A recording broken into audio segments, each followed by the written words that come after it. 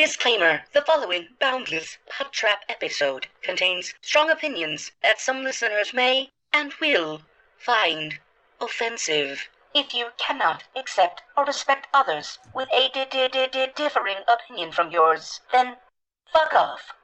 Rolling sound. I like turtles. Shush!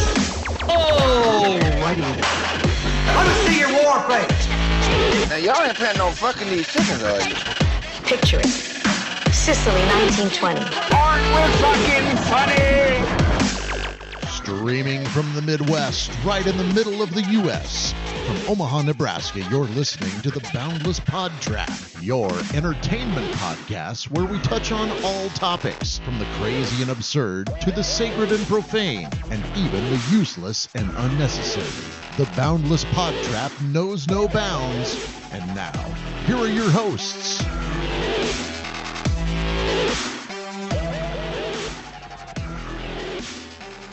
Well, that's this week's episode. We want to thank you for listening. I wonder if I got anybody to be like, oh shit, I must have skipped ahead. Well, how are you guys doing? I'm not too bad. I'm here. I'm adequate.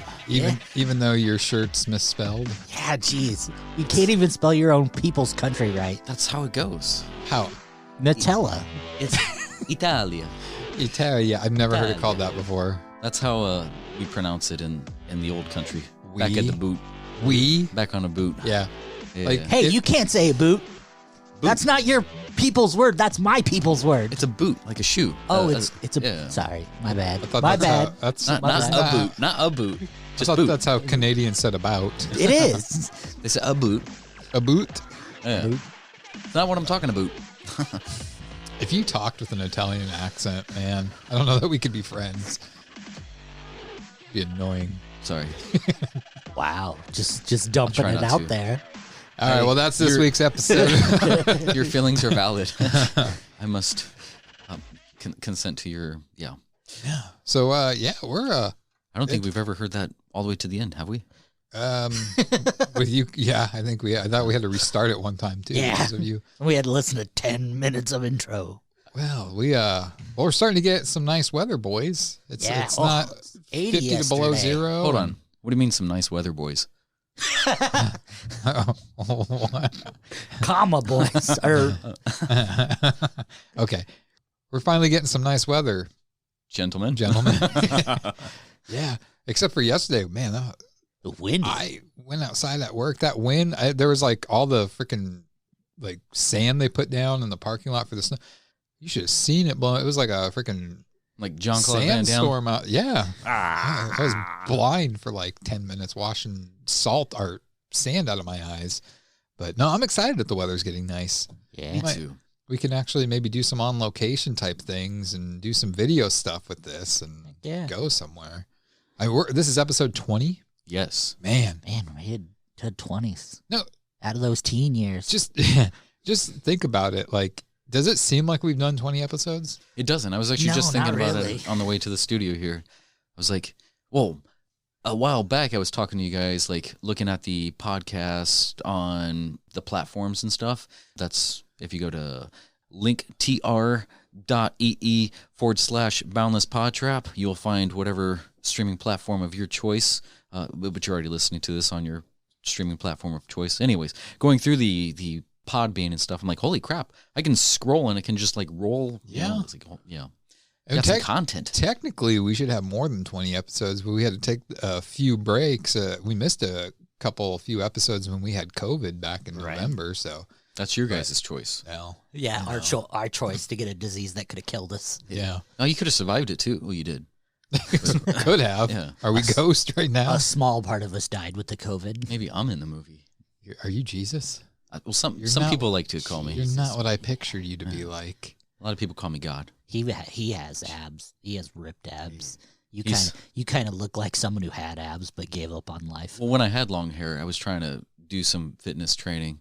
It's like getting fit like Jesus, This is Speaking, if you're friends with Justin on Facebook, your newsfeed is going to be filled with pictures of his boobies. It's not filled. There's only a few pictures. No. There's 6 pictures. There's 6 pictures. Like, when I first saw that, I'm like, what the? That's too many pictures, Justin. Yeah. But there was the fat boobies, and then there was the not so fat boobies. Then somebody milked you. Yeah. I milked myself many times with it. We were having an interesting conversation before we started recording about porn and how it's changed over the years. Has changed too much. I don't. Do you think it's gotten better or worse? I haven't seen time? porn in years, so yeah, whatever. I'm not entirely. Yeah, are you judging minutes by years now? Last time I watched porn was way back there. Way back where? There, over there. In the corner? Lonnie in the corner of the studio? That's what that is. That's where he makes me go. I couldn't find the newspaper. No. Maybe someday, if you're lucky, you can hear the, because Justin recorded our conversation about porn. You might, if you join our Patreon page, which does not exist, just give us money. Yeah. And we thought about doing that. That's one thing I don't understand is like a lot of podcasters are people who trying to promote something like that for like a certain, it's like, yeah, all you got to do is join whatever this for $15, a month. That's less than a cup of coffee. I'm like, what kind of coffee do you get? Right. I don't drink coffee. I could imagine it's probably about that expensive. Well, I look at it like there's a lot of the podcasts I listen to, they have Patreon page and they have a lot of people that actually pay money. And it's like, they announce the people's names. That's part of like the lower bracket is you get your name announced on the episode. And I don't know. To me, they have it's like they record like 6 podcasts. Like they're constantly recording content and like you're only getting a small portion of it unless you pay, then you get to hear a lot of it. And it's like, I don't know that people don't even want to listen to us when it's free. Like, why are they gonna pay? We already name drop on here anyways. Stacy. Yeah, I know. That's $6. Yeah. Well, Paco, and he doesn't listen to everything, but he just calls us out on. Have you guys heard from Paco lately? I did. Yeah. When? We were replacing the fuse box here in the house, so I called him to get some electrical advice. So he took some time out of his day to help me redo the fuse box. You got electrical advice. Do you not remember 5 years ago at the cabin? No, what happened at the cabin? Well, you know how the cabin's not there anymore? That was because Paco tried to install a ceiling fan. Well, didn't go so well. He did wake up in the hospital towards the end of that. We had to Is cut it that short, what happened when he said he fucked 4 nurses? I don't know if that was at that cabin. I don't know. He doesn't talk to me about that kind of stuff. Oh, men can be nurses. He told too. me once he fucked 4 nurses. Men I didn't know if can that be was the same I think time. he lies a lot. He makes up a lot of stuff. Then again, he is kind of a. It could have been legend. 5. He deflates the numbers for us because. What's your definition of fucked? Because like, man, like my boss just fucked me on this, and I mean, his boss. Did your boss fuck you on that? On what? Your laptop? Because that's what you pointed You pointed at your laptop. I don't got anything of my boss fucking me on my laptop or anywhere. Your boss bench. Do you need to tell us about your boss fucking you on your laptop? It's a figure of speech. Do you enjoy it? No, I'm good. I'm good. What if you had a hot boss? Yeah. That's what the knee pads in the trunk are for. What if your boss was who's a good old porn star chick? I mean, everybody goes to Jenna Jameson. Yeah. I never was a fan. Yeah, but she's like mid. Well, I'm talking old. What about like Lisa Lovelace? Oh yeah. What is she? I thought she died. Nina Hartley. Who am I thinking of? She's still around. Who? Not Lisa Lovelace. There's a. I don't watch What porn, so I about don't know. Vanna? What about Vanna White? Yeah. Well, she's not a porn star. I know. I had to She go to posed somebody for else. Playboy, and she She did, regretted yeah. it. She regrets that. Wow. I'm pretty sure most people do. Did you know Drew Barrymore was in Playboy? Yeah. Yeah. I coveted that fucking I book. think every actress from like the 80s and 90s was in Playboy at some point or another. They had to. When their career started going to hell, it's like, well, it's just titties. I know Justin's not into professional wrestling, but you remember in watching like WWE wrestling when like I never got my Sable, Tori Tori Wilson, Chyna, Christy Hemme, I think, was in that. Like, were you one of those ones where you were like at the convenience shop trying to buy one as quick as you could? I looked at the China one just because I wanted to see how big her cock was. But ouch, that's harsh. It's like 1, 2, 3, kid. Oh man. But no, I was never huge into Playboy. Like, I was always pretty shy when it came to sexual stuff when I was a kid. You? Yes, Wow. me. Wow. But when I got a little older, like into my teens, He's like, nope.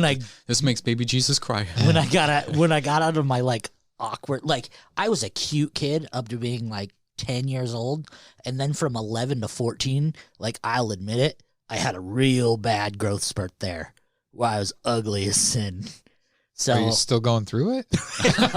fuck you. You set yourself up for that. I did. So I was like, yeah, I'm shy. Girls are scary. Yeah. And then I kind of broke out of that. And then I was like, all right, girls, talk to me. I want to fuck everything that moves. So, but from that small section there, when boys were finding girls, I fished every single day. I just played with my worm in a different way. And you smelled their mind. God. Lou Bash, this game can be played both ways. You pick on me enough. I'm coming back at And the you. claws are coming out. I thought we were friends. This is what friends do to Don't each other. dig Okay. too deep, Okay. or else you might get burned by the molten Molten lava. lava. That's going to be a good one.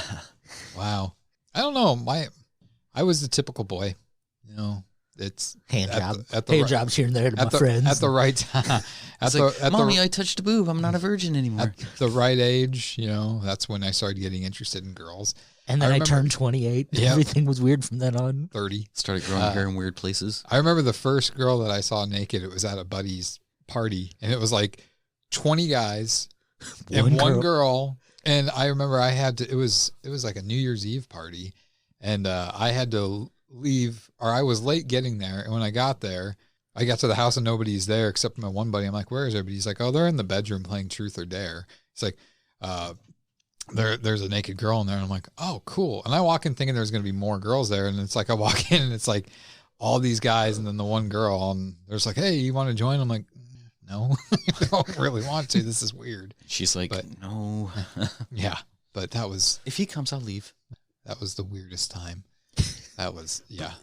And that was so weird, like at that age where it's like, there's like 17 dudes with boners and one chick, and you're okay with it. Well, Like, you don't realize how gay it is, but you're comfortable with it. You're like, let's all take out our dicks and jerk off to this one-page Playboy. Okay. Maybe I should have clarified. The guys were fully clothed in the room. It's just like going to a strip club anyways. I mean, like, Which I still think is fucking gross. Same here. Like, I've never had the utter interest or whatever, like, let's go. It's like if people are going, it's like, okay, I might it's not like a thing like you go to a strip club to be like, yeah, we're going to see tits, right? It's going to be great. Like, you go to like a social environment to hang out with I go your for the buddies. buffet. Right? Free hot dogs with every lap dance. Tits and if tots. it's not there, I'm not wanting it. But like footlongs. the dudes who go to the strip club to be like, oh man, we're going to see so much tits and vag. It's going to be awesome. My dick's going to be hard for days. Like, no, you're a fucking creeper, dude. Like, we're not going to surround the stage and see whose zipper breaks first. Like, I had that's to not put the my back reation against the stage. why you go. Like, this is my sister's set, so I'm she's gonna go. And that's not even a joke. So I'm going to say this, and you're going to think I'm lying, but this is the truth. One of the reasons I really like going to the strip club was to spend time with like buddies, or the one buddy I'd go with. But it was the music. It was cool to go there at a time like a few years ago. They would play actually good music. Like they'd play like Korn, System of a Down, Shinedown, like, and the girls actually danced to it. Whereas like the most recent times I've went, it's all that stupid R&B rap crap that it's like every song sounds exactly the same, and it just makes you want to go to sleep, and the girls aren't even into it. It's like if you would play something with a beat to it, maybe you would wake up and you wouldn't be so zombified on stage. Rap's got a beat. No, It's just the same beat. It's stupid. I don't know. And that's the thing too about the strip clubs here is that they don't do any stripping. They go on stage and they stand in a circle, they drop it, and then they dance. Wipe off their pole. I thought that you strip throughout the song. I mean, I really like, to me, it's like, do something artistic. Like, I know it's a strip club. That's asking a lot. It's like, get the golden or the ring out and start doing like some little flips and stuff around that. Like fucking bands. Like, holy shit. Like the ribbons? The ribbons, yeah. You want to do an Olympic? Like, that was always a thought of mine, was to open up a strip club where it was actually theatrical, where there would be different themed stages where one would have like those silks or whatever, and like she's balancing them on her and I don't on the cheetah stage. I tip when I go there, but I don't do anything. I don't do lap dances. I don't go to private rooms. I don't stand up and have them, rub their boobs in my face. He just throws the money. He's like, no, get away from me, dirty whore. But like, if they actually like utilize the pole and like are spinning around doing all these tricks and stuff, I will tip a lot more. But it's like, if you're just up there like looking like you're doped up, right?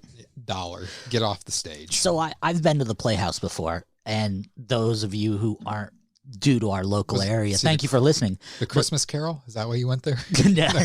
So I've been to the Playhouse, which is our local big all nude strip club. But before, I've only been to one strip club other than the Playhouse. And it was in Manitoba, Canada. And if you've never been to an out of the country strip club and you go to Canada, I highly recommend going to a Canadian strip club. I went to one in Winnipeg when we were up there, and this was 2006.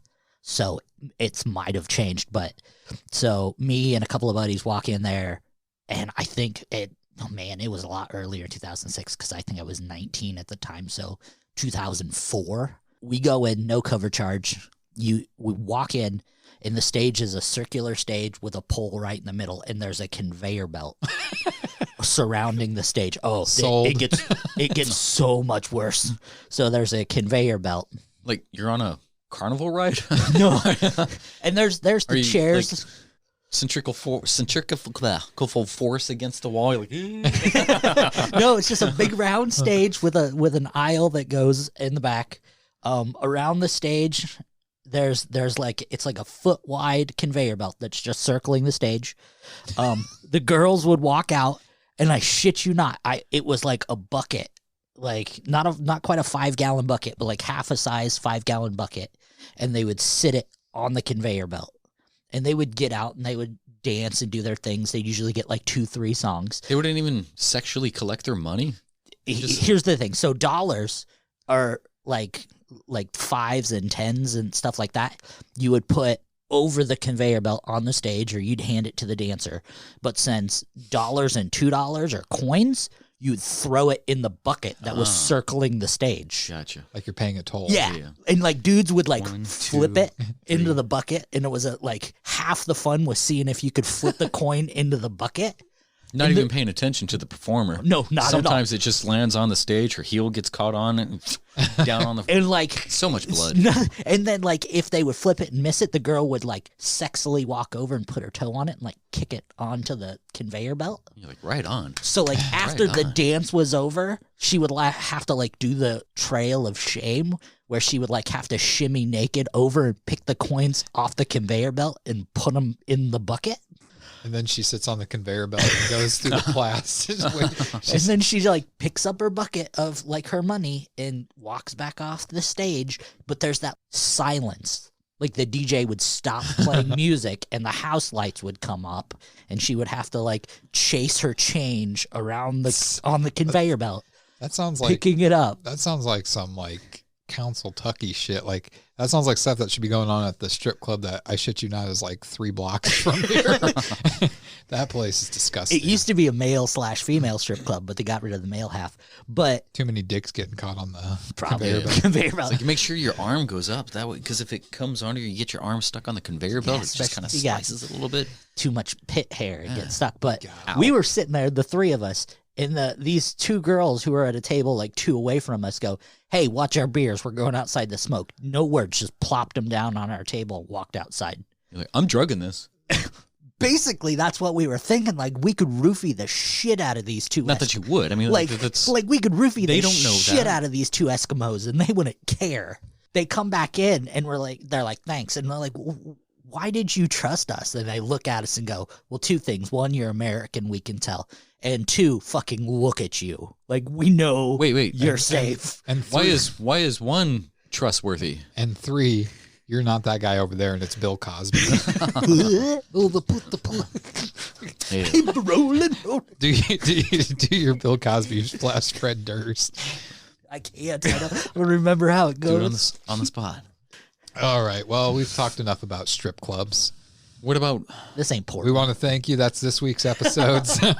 So we're going to go to the next topic, which are strip clubs. So there was a performance place I went to called was it the White Elephant or the Blue Elephant? Pink Elephant? Pink Elephant, I think it was. It was in Amsterdam. Was it a strip club name? Yeah. No. Why? That's the worst name. A pink elephant? What do you think of when you think of an elephant? He was mammal? very disappointed. Yeah. A mammal? Okay. Yeah. And it's like they used to do like little performance pieces, and they did have like a little turning stage type of thing. So, and it's like a sex performance too. Like there's a guy who comes up there, and then at the very end, like she does, shoot the ping pong or whatever it was. I don't know if it was ping pong, but then she inserts a banana. Yeah. And then she peels it and she calls somebody from the audience to come up and take a bite. It's like, oh, okay. Peels it with what? Her fingers. Oh, okay. Yeah. And where is she shooting the ping pong? To the audience. Okay. Follow along. There's layers. Okay. No, I get it. It's like an onion. I get it. It's a Justin story. There's layers. No, I'm done. And there's the garlic. What? So I think what the three of us should do is we should go on to Google and I got it up. Leave reviews for the Omaha Omaha Community Playhouse. No, leave it for very different playhouse. The Iowa Playhouse suggestions. Like we should just all write more conveyor belts. Garter. You spelled garter belt wrong there. Nope, conveyor. So, all right. Well, let's get on to our actual first topic. I don't know, Lonnie. We might start with yours. Yours seems like it's going to be a little bit more fun. Yeah, we'll start with my than what my topic. I don't really know what Justin's is. He says I forgot what his was. He says that Justin says his is in line with mine, and mine's not very positive, but no, Lonnie's is. Mine's pretty fun. So, Rob Zombie has partnered up with Universal, and they are going to make a Munsters remake of the TV show The Munsters. Which is all the same cast? Yeah, yep. I mean, it's going to be strange, most of them being dead and all. Oh. No, but so it got my brain flowing and not having the internet for a couple days this week because one of the internet lines in our neighborhood was down. So, and I really didn't feel like doing a bunch of research on my phone, honestly. So I went ahead and thought of my top 10 hated horror remakes and my top 10 favorite horror remakes of all time. Okay. Now, caveat to this is me and Jeremy are probably going to argue some of these. I doubt Justin will argue too much on them, but me and I love everything. He's just a happy little butterfly. But me and Jeremy will probably have some disputes on a couple of these. A lot of these I don't like for particular reasons, and we'll get into them. There's 10 of each. I'm going to do 10 and 10, 9 and 9, and down to ones. And these are in particular order, but these are my particular order. Should I tell you my top least favorite? Are you doing your least favorite first? Yes. Oh, no. I'm going 10 to 1. So my 10th. I think I know what your top least favorite. What is it? Even though I haven't seen it. Oh. I thought he was going to go with The Dead Don't Die, but he's going to say It. That's not a remake, but yeah, It. Okay. It. We'll get there. Even though I haven't seen it. We'll get there. You'll love it. Okay, so you have 10 total. I have 10 total. 10 bad, 10 good. But we're going to go 10. We'll start with bad first, and then we'll go to good. Right. Number 10. My 10 most hated remake is 2005's Amityville Horror. I can agree with that. I didn't care for it. Really. Ryan Reynolds acted his ass off. But I think they Hollywooded it too much. I think the story in general is kind of being an Ed and Lorraine Warren case when they had very little interaction with that case to begin with. I didn't really like Ryan Reynolds because it's like you're so used to him being the goofy, sarcastic prick and everything. And now he's got to play kind of like a serious role. And I can agree with you on that one. Right. My 10 best. Number 10 on the best side, 13 Ghosts, 2001's 13 Ghosts. I really like with that. Matthew Lillard. I've seen that once. I don't think I can think of anything negative about it. It was a remake of a very old movie, but the thing was the original 13 Ghosts was, I think, the very first 3D movie ever made. And the 3D glasses weren't to make anything pop out, but it was for you to see the ghost.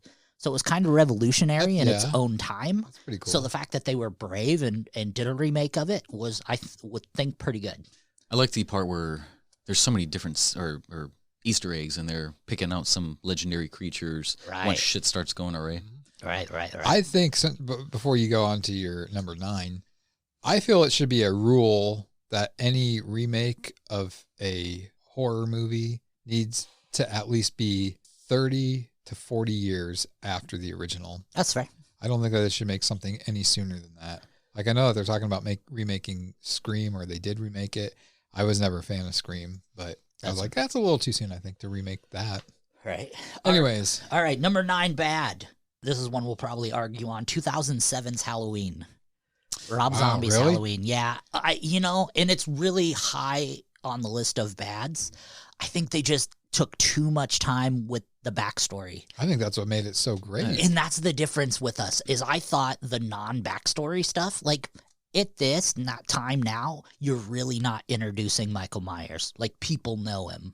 He's an icon at this point. But what I like about it are a couple things. Like, you're understanding a little bit more of the demented side. Yeah. If you want to see the more straight to the point, mysterious side of Michael Myers, you have the original one to watch. Right. What I like is Rob Zombie took it. It's the same movie. He modernized it and Grinded it up.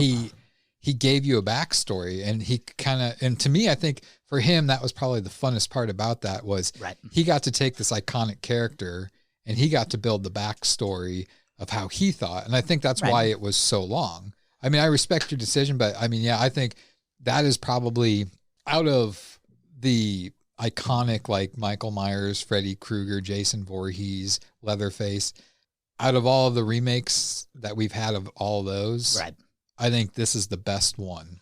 And just because of all the details that he did. And, I can admit that maybe it drug out a little bit too long, but in the end, I don't know. I agree with your perception of it having the backstory and it giving some more character development, but I think it was too much into the psyche of Michael Myers, and I think it took away from the mystique of the character. Like, in the original 1978 version of the story, there was so much about Michael Myers that made him mysterious, and that's what gave him that boogeyman persona. Right. So now that you know pretty much everything about Michael Myers, it changes that character. And it might be that's the way he wanted his movie to be.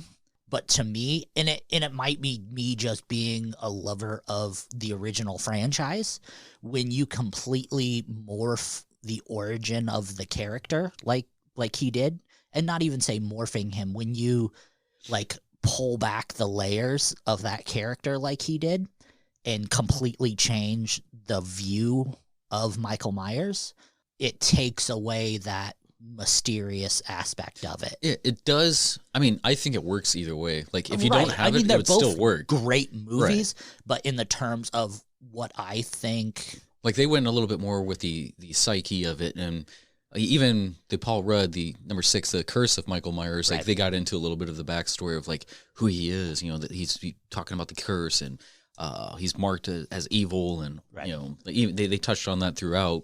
But I wanted to know more too. I mean, I was the fan who would like to know the psyche of it. But that was 6 movies deep. Right. Not an hour. I also think that... So you're saying you want Rob Zombie to do this at least 6 times? I think that Rob Zombie made this movie the way he did because of his 2 prior movies. You had House of a Thousand Corpses and Devil Rejects, which were both just gritty, disgusting, violent movies.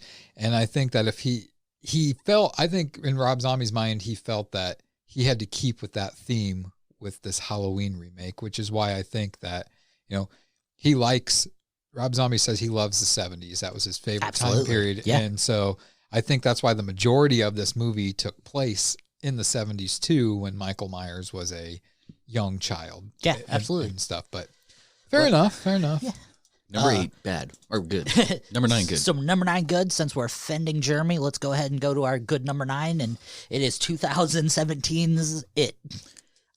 You can hate on it as much as you want, and you never have to see it. But god damn it, I thought it was a good movie. It was dirty as fuck. Like it was good. It was good. Like, and it's not our It. Let's just be straight. It's not Tim Curry. It's not the miniseries. It's not the kids we love. It's not giant Seth Green towering above all the other children, and then he stopped and everyone else kept growing. It's not. But what it is, it's a fantastic retelling of Stephen King's It. If it would have been called something else, it's not. I would see it if it wasn't. It's like this is all I will say for my part of this. Is there are certain characters in certain movies that do not need to be remade because the actor that played that character made that character iconic for a reason. And when you mess with perfection, you don't need perfect. Tim Curry as Pennywise was perfect for what it needed to be at that time. He was really good as Pennywise. I thought the movie, the original miniseries, I can't even call it a miniseries. It was not mini. But it was a 2-episoder. It was a miniseries. They were still long as fuck though for their episodes. It was an hour and a half each. So they're 2 movies. It fell apart with the acting as the adults and stuff like that. I'm like, I can't. It's not believable. I mean, I was frightened for the Pennywise character, but like the reactions and stuff like that as the adult actors, the kids were more believable for me. Well, there's so much in the second half of the book that they could not do. Yeah, that too. And they touched on some really sickening stuff, like what they were able to do with just playing with your mind in the remake. Amazing.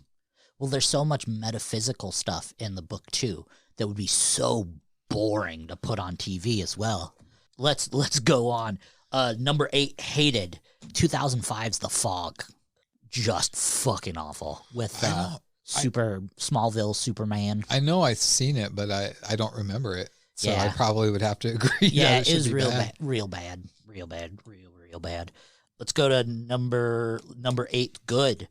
1978's Invasion of the Body Snatchers. I don't think I've seen that one. It's pretty great. Just the older remakes, and a lot of my remakes on my favorites list, there's a lot of older 80s remakes. They just did it better. Like, they took good old movies and just made them better. And a lot of the ones I hate, 2007, 2005, 2006, 2016, 13, 15, 19, 19, 10. Like, they're all in that 2000 brackets of that run of, we need to make a movie now. Well, we're unoriginal. Let's do it. Yeah, Invasion of the Body Snatchers. Amazing story. Amazing actors. Number 7, bad.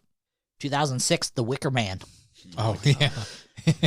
The bees. I think everybody can agree with that one. The bees. My eyes. Good. Number 7, 2018, Suspiria. Dakota Johnson. I don't think I've seen that one. It sounds very... So 2018? 18, yeah. Yeah. No, I have not seen that one. Tilda Swinton's in that one. Yeah. Mia Goth. And I was such a fan of the original Suspiria. It's one of, like, if I meet someone who's not a big horror fan, instantly, like, you can give them the classics. You can give them Nightmare on Elm Street, Halloween, Texas Chainsaw Massacre. In that list of, like, suggestions, I will always recommend the original Suspiria. It's not too hardcore. It's got a decent story. It's visually beautiful. Like Dario Argento's, it's one of his most beautiful movies. Really, it's one of the most beautiful horror movies of all time. Is this, I don't necessarily remember a lot of this, but is this along the lines of like Black Swan? It's about a coven of witches. Okay. Yeah, based on, based around a dance troupe. Gotcha. So where we're at, that was number 7. Number 6, bad. 2016's remake of Cabin Fever. That was one of those, they took such a great movie that didn't need to be remade and remade it. And it was Eli Roth remaking his own movie. You said that was 2016? 2016 Cabin Fever. I'm pretty sure I did see that. It's real bad. It was almost a shot-for-shot remake. How do you guys feel about that? Like, if somebody is going to remake a movie, do you think it should be, let's take, for instance, Tom Savini's 1990 Night of the Living Dead, was basically shot for shot from the original Night of the Living Dead, and then you have, like, Rob Zombie's Halloween, which it had some of the shots from, like, the original, but it was his own thing. I feel like if you're remaking something, you should make it your own. And you should take some of those iconic scenes and... There's like remakes, reimaginings, reboots, all that. Like, I think it works sometimes. Like, I believe you guys are not fans of like the newer Carrie, but I thought that was amazing for what it was. Because it's a shot for shot, pretty much, except with cell phones now. Right. But, I have one on my list here we'll get to eventually that is 100% a shot for shot remake, but it was originally a foreign film that was brought to a Western audience. Literally, it is a verbatim shot for shot remake. Starring the same actress? No. Okay.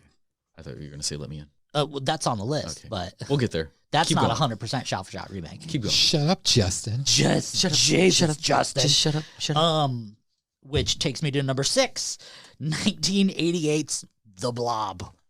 Absolute fantastic. Such a corny movie from the 50s that they took and actually made it scary. Somebody had... I thought there was... I mean, there's always rumors. There's rumors that Rob Zombie was going to remake it. Yeah. Okay. I wasn't imagining that. I don't foresee him doing something like that. I was super jazzed when I seen that. But no, the 88 remake had so campy was the 50s with Steve McQueen. I think it was Steve McQueen. So like for its time, it was just great. But then the 88 remake was just so dark. Like they took such a goofy, campy movie and actually made it dark.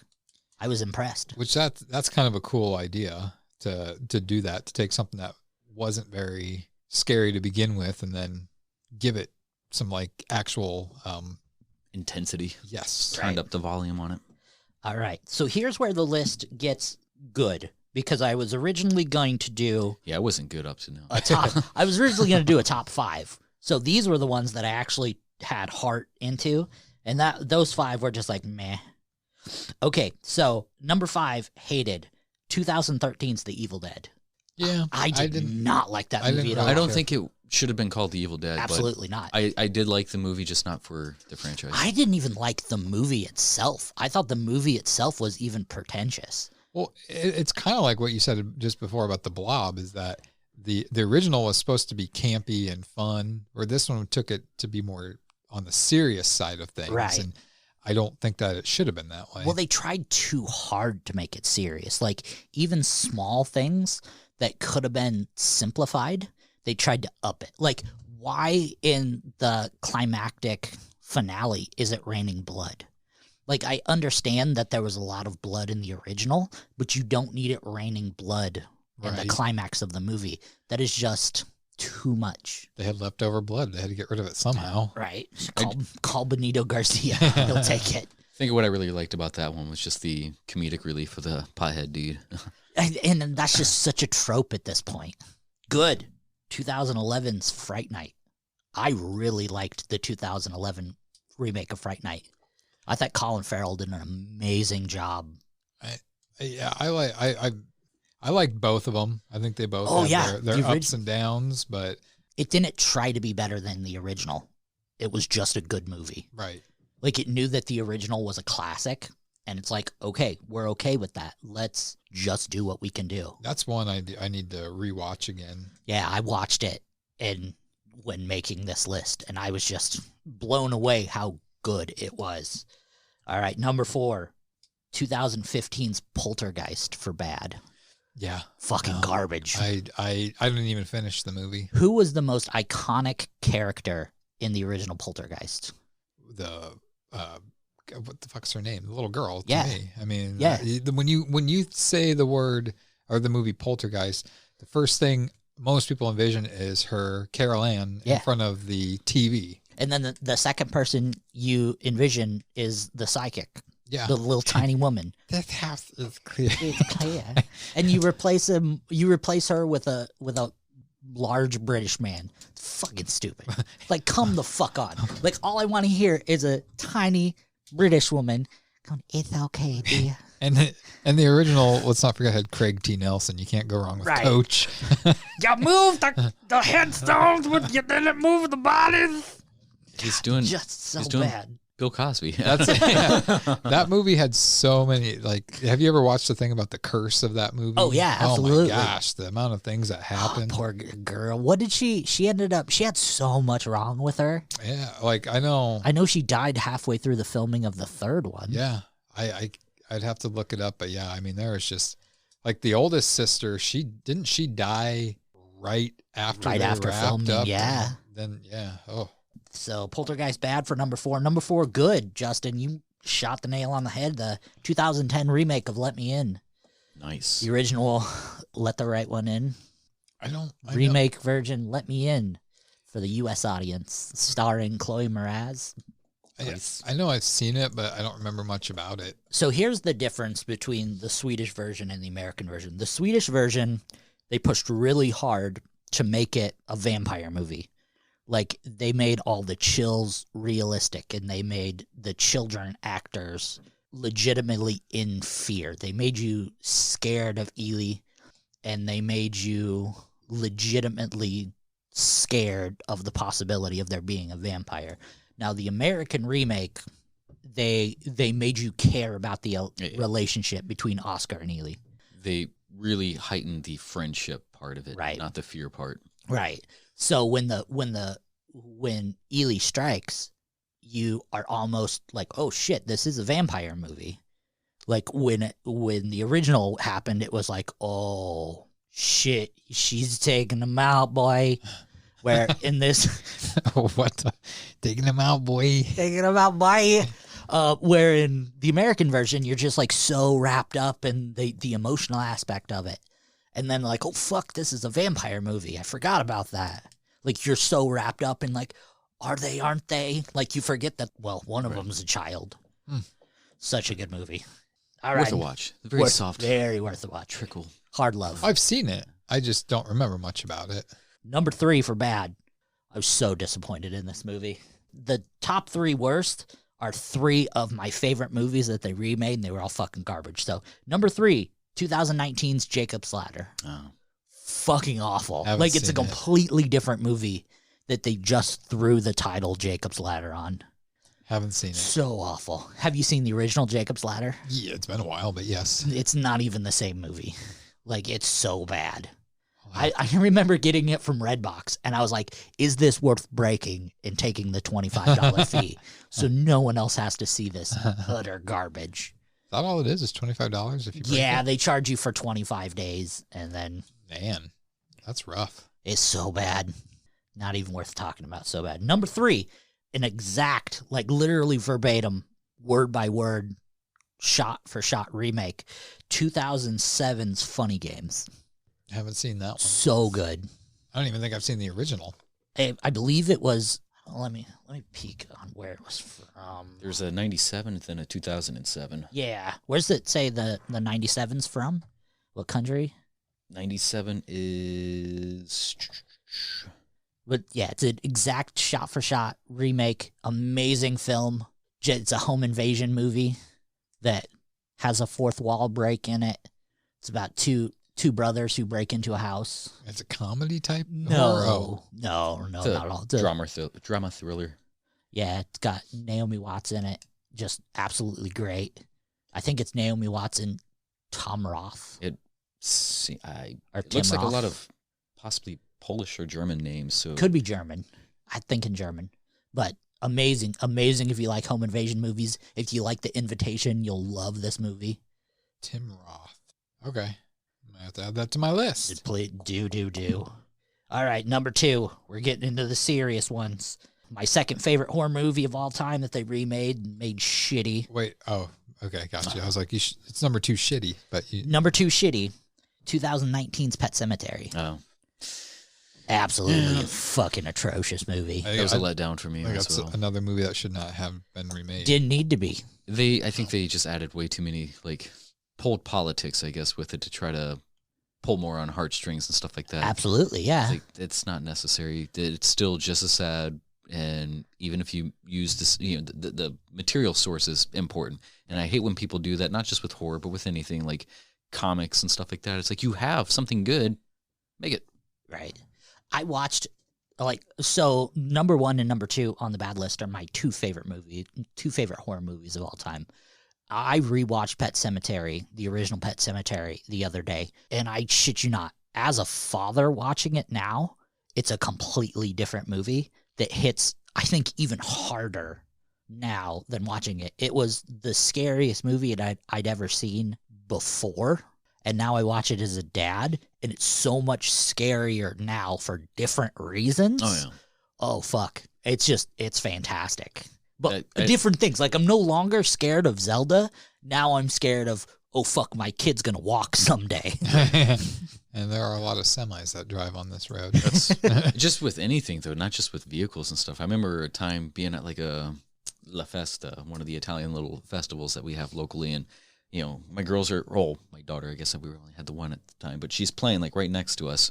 And then I lean over to get into a picture, and then I turn back around, and then she's gone. I'm like, what the fuck? I scour like this whole area, and that's how I'm not a father, but like with my niece, whenever we go to my sister's house, they have a lake beach in their backyard, and like from their back door to the water is probably about like 20-25 feet, and like I know that my niece and my youngest nephew, they like to play together, and it's like all the adults are upstairs playing, and they're down. And I'm always worried, like, oh my God, she's going to unlock that door. She's going to wander off, and she's going to go into the lake. It's a different type of fear when you have to, as a parent or a guardian or something like that. It's like when movies play to that fear.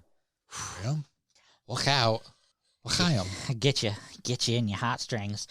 Number 2, greatest remake, 1986, The Fly with Jeff Goldblum. Oh, yeah. Yeah. That's one of those old, like, glistening. I didn't think, like, I had to go, wait, there was an original one of these? Sure as fuck there was. I guess maybe deep down I didn't realize that there was. Yeah. The Fly was a remake. Yeah. So it can be done. An iconic character can be remade, and Jeff Goldblum as Dr. What is his name? Not even the same. Next. Brundle. Dr. Brundle. Okay. So, obviously you know what my number 1 hated remake of all time is. Do we? What is it?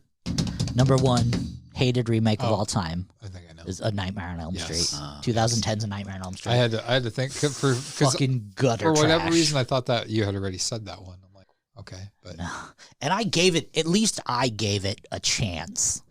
Amazing. I gave it 2 chances. I gave that one a chance, and that's one of the main reasons why I will not watch it, because I was let down. I seen it on midnight, and I seen it at the 9 a.m. showing because I thought maybe I was too tired and thought, man, this movie can't suck this bad. And I went and seen it at 9 a.m. and boy, I was right with my original. The only thing about the remake is his looks more like an actual burn victim. Like a burn victim, yeah. But that's not what people like. They like that original look of Freddy that was a little bit more embellished a little bit with the burn skin and whatnot. But yeah, that is one of the main reasons why I will not give this It remake a chance, because this Nightmare on Elm Street one ruined that for me. Oh, come on. Suck it. This guy. Any guesses on what the best horror remake of all time is? Oh, let's see. What year is it? Texas Chainsaw. 82. 82 came out. Oh my gosh. I know I can envision it. I'm going to go ahead and... Is it The Thing? The Thing. Is it? 1982, The Thing, starring Kurt Russell. Kurt Russell? Kurt Russell.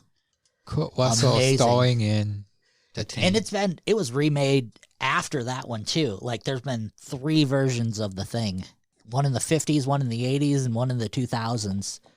And it's just, they got it right in the middle. They should have stopped at that one. We can Just get, such an amazing film. we can get used to. I give it time. I imagine it being any time from here on out where we don't have to worry about a remake. We're gonna have a remake of the remake. A remake of the We're remake. gonna start having 3 remakes now of everything because nobody has an original idea. Remake. So there are 2 remakes that are my favorite. They're my number 1 and number 2 remakes. You did not mention. Texas Chainsaw Massacre. Nope. No? No. What? The Ghostbusters. The first one is... My list was just going to be my worst hated 5 through 1 Ghostbusters. No. But I wanted to stick to horror. My first favorite remake is Last House on the Left. Okay. I thought it's a good that one. the original was great, and I just thought that the second one is kind of like Rob Zombie, where it was along the same lines, but it was modern. Okay. And it gave more grit and violence to it. I love like how you were talking about with the funny games. Like I kind of like those revenge movies, and Right. like, you know, the parents getting the revenge on the people that raped and almost killed their daughter. And then one of my all-time favorite remakes Kills is Death Eyes. No. That's Night a good of the one. Living Dead. No. My Bloody Valentine. No. How about I just tell you? Dawn of the Dead. I Spit on Your Grave. Oh, yeah. Man, you're into the rape revenge movies, aren't you? It's not. The original was so much better. So let me tell you about the remake of I Spit on Your Grave. It's a lot more hardcore. It is, and I was going to turn it off when the rape scene came on because I thought this is just too much. They're going too far. It's way too long. But they made it well. Yes. Like it was When she got as her much as you could say, revenge. it was a well shot rape scene, but the revenge aspect of it was nice. Like the fish hook around the pole was brutal. Well, and the guy like in the tub with like the acid, and she's taking the boards out, and he has to try to plank and like Right. and once his stomach muscles get, it's like watching that, I'm like, oh my God, like my stomach is killing right now thinking of how that would be. There were so many. It's a good burn. There were so many that I wanted to put on this list. Like The Hitcher was great. Martyrs was great. Maniac was okay. And then there were some that were fucking brutal. Like you said, Friday the 13th wasn't that good.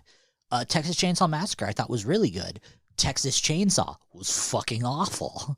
I like the Leatherface one that just Leatherface came was out good, yeah. a couple years ago. I think the 2009 remake of Friday the 13th, I liked it when it first came out, but the more I watch it, I'm like, I don't really care for Jason protecting his pot farm isn't a good way to sell a Friday the 13th movie. it. I like Derek Mears, who plays Jason in that one. Right. I was think a good Jason. he did good, and I think like giving him being able to run and like have agility, I like that because it almost kind of gave Jason, humanized him, right? And it wasn't necessarily a mongoloid like he became in the originals. Willard, that was a good remake.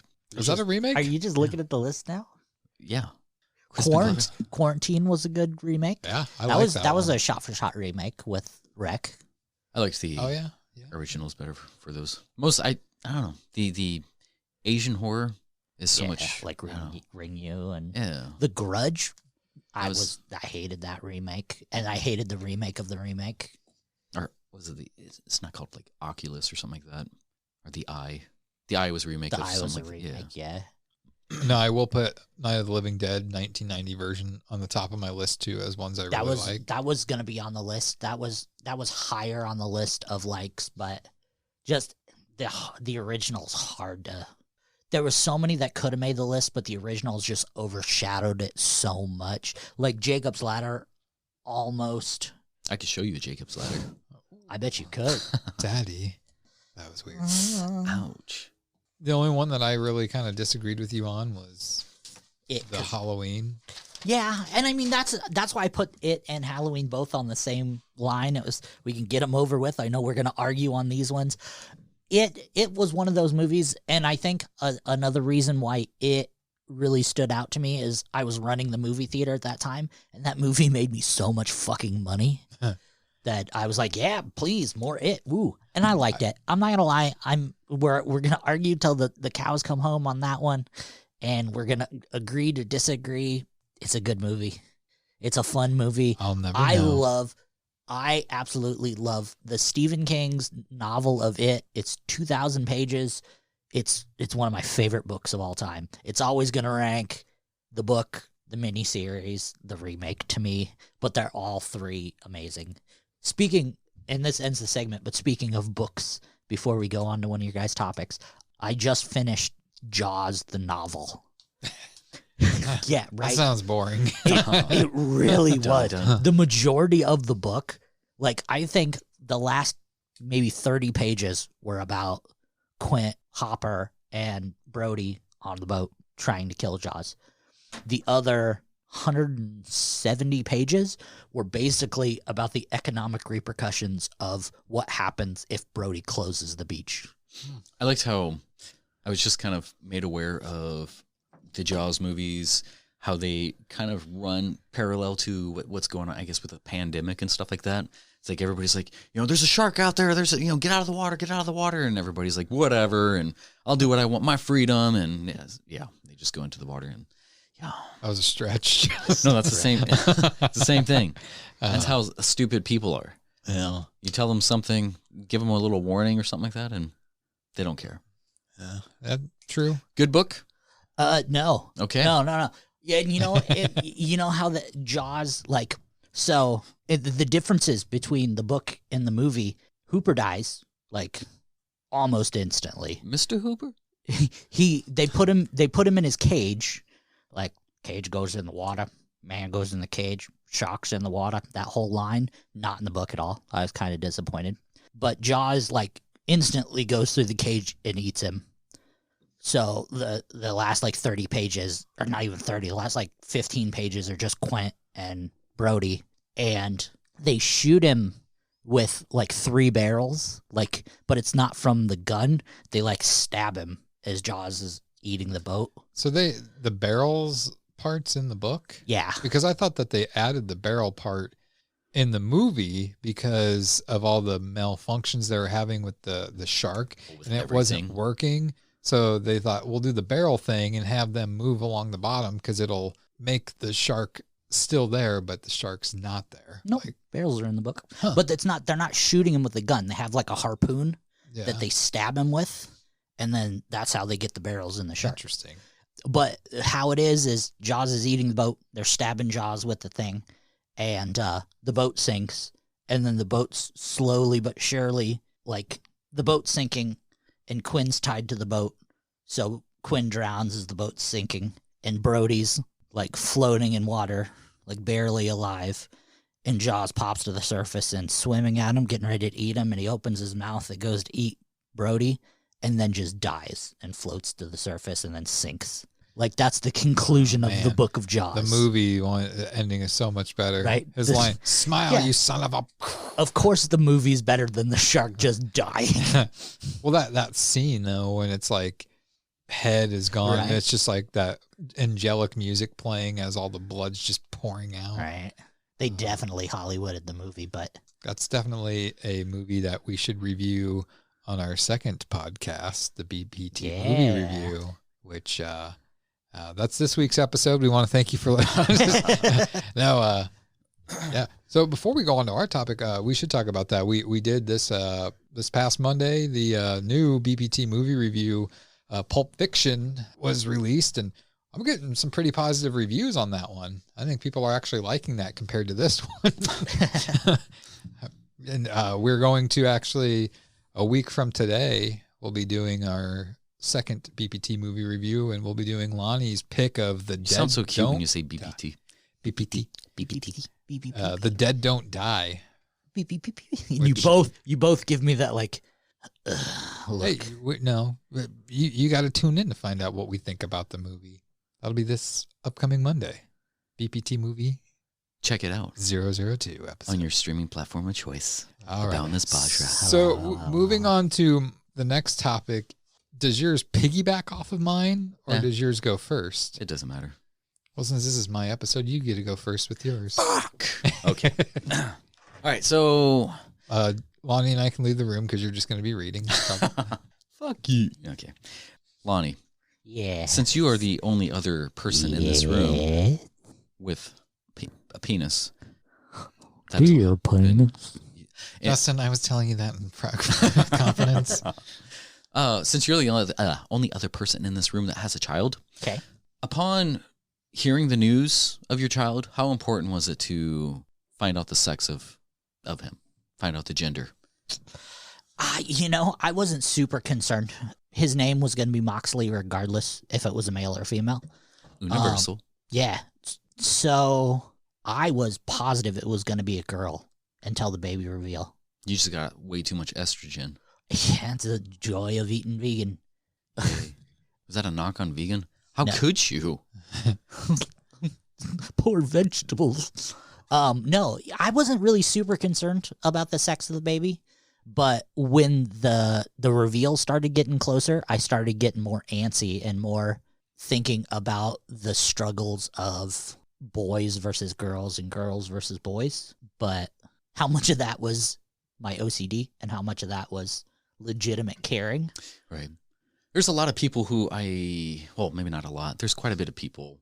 One in particular he just had a kid, and he said he didn't want to find out what the sex was until, the birthing.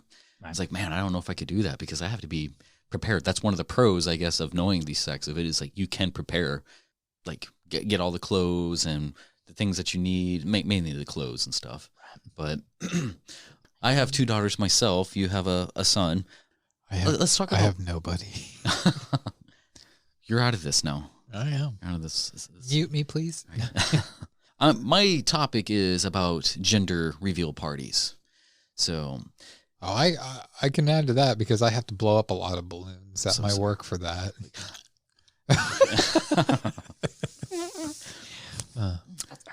So like the cons of gender reveal parties are knowing the sex of it is like nowadays we kind of have to live in a politically correct age, and like the whole doesn't mean I support it. Yeah, it's a whole new ball game, I guess, these days. As you guys know, that there's been things in the news as far as like the gender reveal parties, the ones that have gone wrong. It's like, yeah, I like watching those. Like there's some minor ones, some tame ones. Like in Australia, there was a car that kind of did like a little burnout to produce some smoke, and they had the color smoke, and the car caught on fire. Like the wheels just flamed up. Nobody was injured or anything, but I mean, you just ruined a really nice car. All 4 tires, it looked like. There was another one where, like, this dude was holding a beer or something, and he was supposed to kick this soccer ball or some sort of ball, and he kicked, but like he took his shoes off and he kicked in the grass, and he slipped. And it was a very not so fun video to watch because he fell after he kicked, and then he rolled back onto his back, and then you can see his ankle like twisted, like it was he broke his ankle. Surprise! It's a compound fracture. Yeah, but there's worse things. Like in 2008, there was a woman, Mrs. Carvundidis, something like that. She revealed a pink cake, by slicing up the frosting and seeing it's like, oh, it's pink, it's a girl. And then that just it went viral when it was all the craze. People were trying to do, outnumber, and go viral themselves. And so people were trying to, I guess, top that with not just being a cake. Like there was one where a plane went down in Texas, and because they dropped like 350 gallons of pink water, and they crashed. But the pilot and the passenger survived that. But then a firefighter came and, like he died. He was the one who died. It's like people are dying because of your gender reveal party, something that's trying to go viral. It doesn't really make any sense. It's like you're not even doing it for the baby at this point, it seems like. It's weird you bring that up because it was literally a couple days ago at work, me and a couple coworkers were talking about this because we blow up balloons, and we do we have the big, it's like a 36-inch latex balloon, like those ones you see on the car lot. They're black and they have white question marks on it, and we fill it up with either pink or blue confetti, and then they pop it, and the confetti, that's harmless. That's simple. It's right there. It's fun. But we were talking about like how I said, it's getting ridiculous, the things people are coming up with these days to reveal the sex of the baby. Like, they blow up their house, and whatever color the flames are, the color that the baby is, and or the gender of the baby. But yeah, I mean, I get it. It's excitement to me, it's exciting, I think, for the parents, because the parents and maybe like the grandma, the grandpa, because it's somebody that they're going to be living with all the time. That's part of their family. But like for like the friends, like if you guys invited me over for a gender reveal thing, like I'd be there. I would have fun with it, but dropping off some diapers. Deep down, I'm just like, I mean, it's not what it needs to be. Well, they try to make parties or celebrations for anything these days. I mean, like I didn't really have, like, we had a little bit of a baby shower, and I think at that point we already knew the sex of it, so we were kind of discussing, and we didn't even go all out for that, but that's just not our thing. I mean, to each their own. You're allowed to celebrate how you celebrate, right, but when it comes to life-threatening, so you're talking about, like, you know, grandparents and stuff. There was another one, a 56-year-old grandmama who was killed getting her head gashed from a piece of metal shrapnel. They pretty much made a pipe bomb, and when it exploded, it just shot and hit her. So in El Dorado, California. Yeah, that's another one I'm getting to. Oh, okay. Yeah. We did our baby reveal with a lightsaber. Right. We ordered something like that is fun. A translucent lightsaber that when you activated it, it'd either be blue or pink. That's how we did ours. Now it hangs on Moxley's wall. Yeah, so yeah. Going back to the pipe bomb one, you lost a grandma so you can reveal a baby. That's 1 for 1. I mean, hopefully it was a girl. It's called conservation. Doing research for these, I didn't even get the gender for some of these. You know, do you think like there's like husband of the grandma that was killed? Do you think he has like resentment and a grudge against the baby, even though he walks by him every night? Yeah, that's another thing that comes up, as Lonnie was kind of mentioning in El Dorado. There was 2 forest fires at least, one in El Dorado and one in California, I want to say it was just last year. El Dorado's in California, or yeah. One in Texas and then one in or Arizona. Sorry, Arizona and then one in Cali. That's a big forest fire. Yeah, no, there was a forest fire that started and it spanned 47,000 acres. It looks like they amended it. It looks like it got up to 60,000. Jeez, yeah. And then that cost over $8 million in damages. That was from a gender reveal. Yeah. I hope the people that something. The person who did it was a border patrol. They should be put in prison. 60, oh, he was. Yeah, or not. Sorry, no, he was put on 5 years probation. $60 million though in California could be someone's shed. Jeez, it's pricey out there. I tell you what. Well, yeah. And last month there was actually 2 deaths, one in Iowa and another one in Texas. So there was a 26-year-old who died from a gunpowdered cannon he caught about 15 miles away, and it was supposed to go, I want to say it was 144 yards. Sorry, not 15 miles, 15 feet. And it's supposed to go 144 feet. So that blast, he took pretty much the initial of it. It's pretty much point blank in a sense. And then there was a 28-year-old. I don't even know if I wrote that one down. Yep. Skip that one. Oh, you're leaving us hanging. What happened to him? He died. Oh. So when you talking about resentment, it's like if you're the parent or one of the parents, because there has been at least 2 dads who've died trying to do these little reveals. Oh no, that's the guy who tried making a bomb in some sort of pyrotechnics in his garage, and then he just blew. Anybody who thinks they can make their own pyrotechnics, I think deserves the blow up. I mean, yeah, if these people are going this out, I hate to say it, but they kind of deserve what they're getting. We should get their $1,400 checks. And finally, I got to interrupt you quick. Fucking stimulant. I knew if I wished long enough, it would come true. Yeah, but you have like $8 million of it spent. Only, what is it? Only 1,600 we get? 14, but that's why I had a baby so I could get another one. Man, it's only 600, isn't it? 500? Did they dropped it down, didn't they? No. I don't know. Once I got it, it was gone. So I didn't get to see it either, but supposedly we got one. There's like some minor things, some heavier stuff. People are losing their life. Other people are just making a big deal over pretty much. Well, I won't say it's nothing. It is your child's life, but you're not really celebrating them at that point. I mean, they're just trying to. Everybody knows what they're doing it for. They're trying to go viral. They're doing it for selfish reasons. Yeah. There's other things you can get excited about in your child's life. Oh, yeah. There was one of the gender reveal parties. There was 2 men who opened fire at one of them, and the mother got shot in the leg, but she ended up losing the fetus. And I don't know if that's associated with the injuries or trauma or something that it could have even been lost at before the party itself. It's like if you slice the cake and it came out red, what What, you mean you got an abortion? Oh my God, Christ! Well, if we were on well, TV, 20 was a good run, we'd guys. be canceled. Man. But yeah, there's also an Applebee's where a fight broke out in the parking lot. They wanted to take those little popper confetti things inside, and the manager or employees, the hostesses and stuff like that is like, you can't do that in here. You have to do that outside. And so they went to the parking lot and they popped their stuff to see what color it was. And one of the hostesses politely asked, like, you guys are gonna have to clean that up. And the family got all hidey-mighty, and there was, let's see, I quote, "I'm gonna beat your ass," and saying that they were pretty much gonna fuck up the hostess, like, I'm gonna fuck you up type of thing. Why are you giving it an accent? Well, it's just how I'm only trying to be. I'm paying tribute to the source, so okay. Yeah, Is it italicized? Can you read this in like Sesame Street character voices? Like Maroon 5. Yeah. Like, I'ma beat your ass. yeah. Yeah. That's it. Keep going. I'll beat that ass. So, is the gender or of your baby all that important to be celebrated with some elaborate pyrotechnics? Would you think so? And why? Why not? I just have the dick. I mean, I don't get to make any of those decisions. It's like when I had my kids. I originally that sounds pretty cocky. I had my kids. I did most of the work. It was easy. We were in and we were out. Mopped up on the way out, and that was it. Put a wet floor sign down before you leave. No, we got this. We got this. Just tie it off and all. Yeah.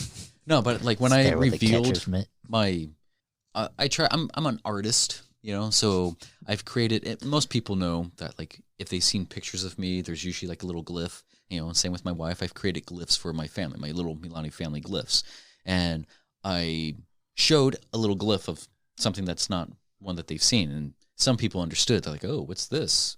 And then I did that with both of my kids. And then like the day after, I kind of gave the meaning of what they were and stuff like that. Those were my reveals. I didn't need to buy pyrotechnics and gunpowder and pipe bombs and rent a plane to drop hundreds of gallons of water on some. There was another guy who had a watermelon with colored solution or something in there. The innards of the watermelon was blue.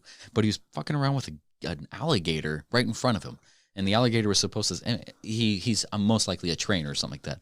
But you got kids rolling around in the grass. You got the pregnant mom, like, right there. Like, when it comes to amphibians, they're not your friend, no matter how much you train them. Like, there's people who had their snakes for so long and then the snake ends up eating them. It's like, if they're hungry, they'll. Reptile brains are totally different. I can't speak because I'm not married, don't have a girlfriend, don't have any kids. But to me, because usually the parents don't know either at these gender reveal parties. To me, I think it's more intimate for the husband, wife, boyfriend, girlfriend, whoever are having the baby together, to find out together in the intimacy of like the doctor's office from the doctor, so they can share that moment together.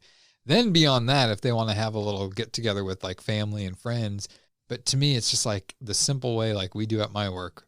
You fill a balloon with confetti, you pop it, and whatever the color of the confetti is, that's it. I don't think. But again, I would, for my wife or girlfriend, whoever she would be, for her, if it's like a dream of hers to have like this big outlandish kind of cool, maybe viral type of gender reveal, then okay, we'll do it for you. But I'm not going to involve something that's going to endanger the lives of anybody that's there. You don't need fireworks or when you involve gunpowder into your fireworks and stuff like that, like, ooh, yeah, that's kind of a recipe of disaster right there.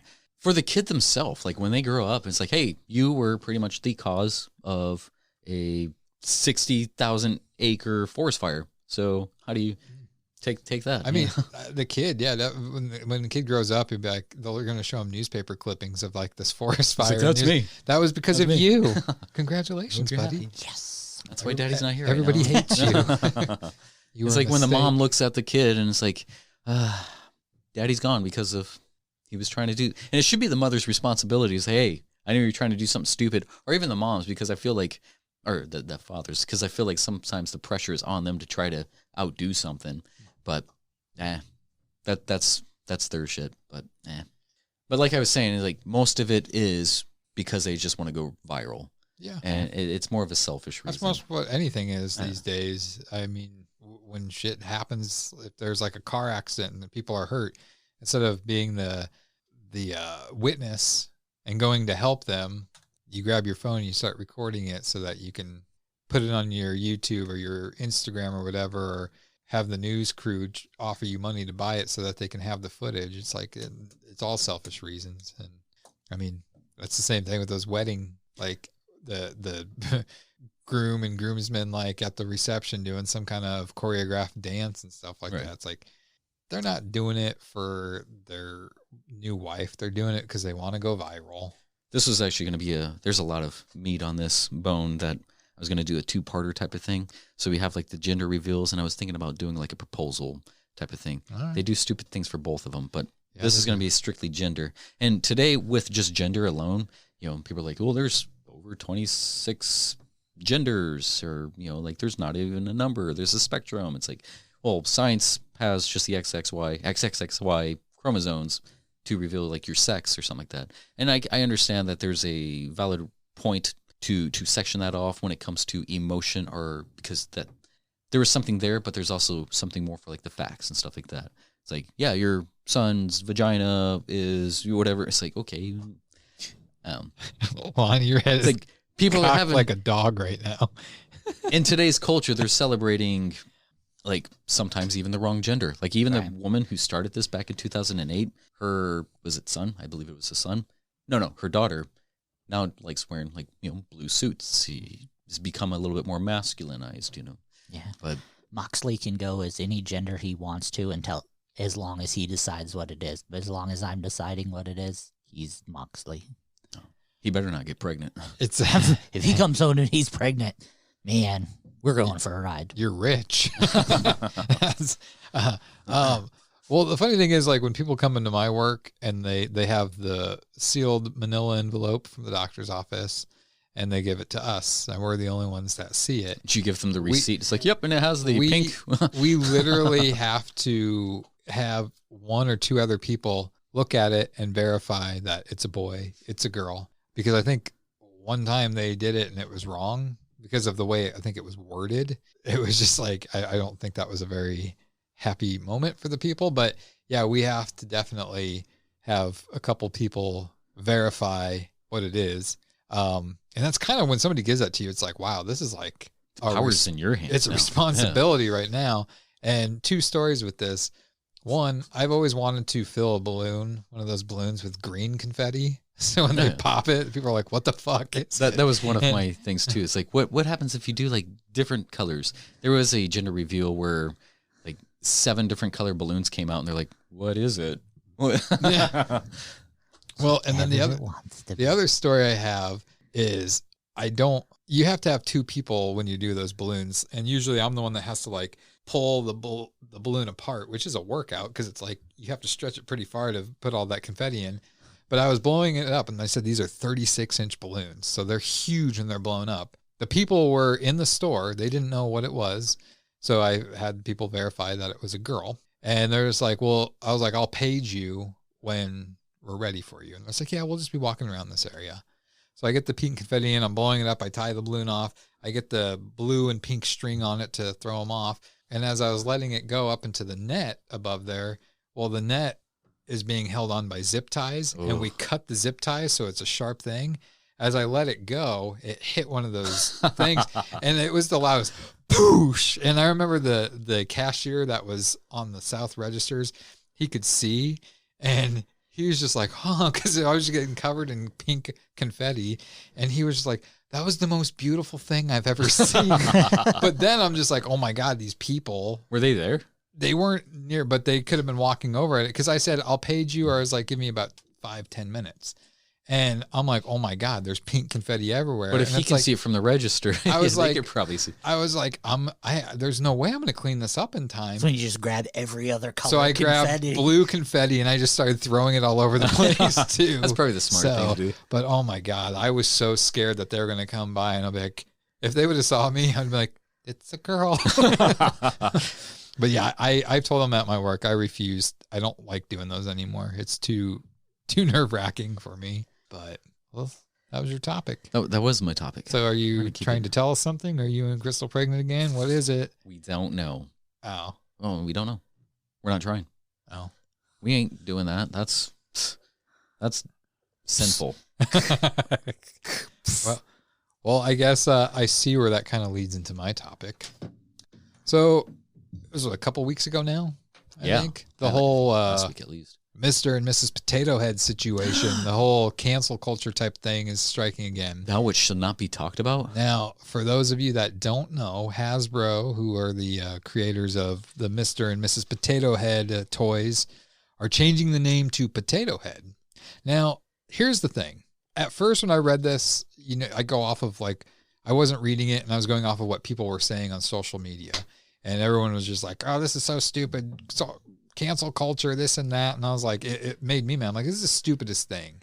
But then I read into it a little more, and it was the fact that Hasbro was basically getting rid of the Mr. and Mrs. for labeling purposes. Right. But the toys themselves are still going to be called Mr. and Mrs. Potato Head because they want to expand on the family of the Potato Head family. So you're not just getting, Mr. and Mrs. You got the baby Potato Head, you have Grandma Potato Head and stuff like that. And I was like, wait, are you saying that you benefit for looking into it rather than going off of the reactions of the regular people? Well, here's the thing, because I actually got called out by somebody because I put a post up about it, and it was just a snarky thing where I was just like, dear Potato Head, I'm sorry that I called you Mr. and Mrs. all these years.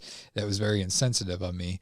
And somebody called me out on it and was like telling the facts. And then I'm like, I probably should have done a little bit of more research. And I did. And I'm like, okay, I can admit I was wrong. However, it has been stretched to the point where I think Hasbro was saying that as a cover.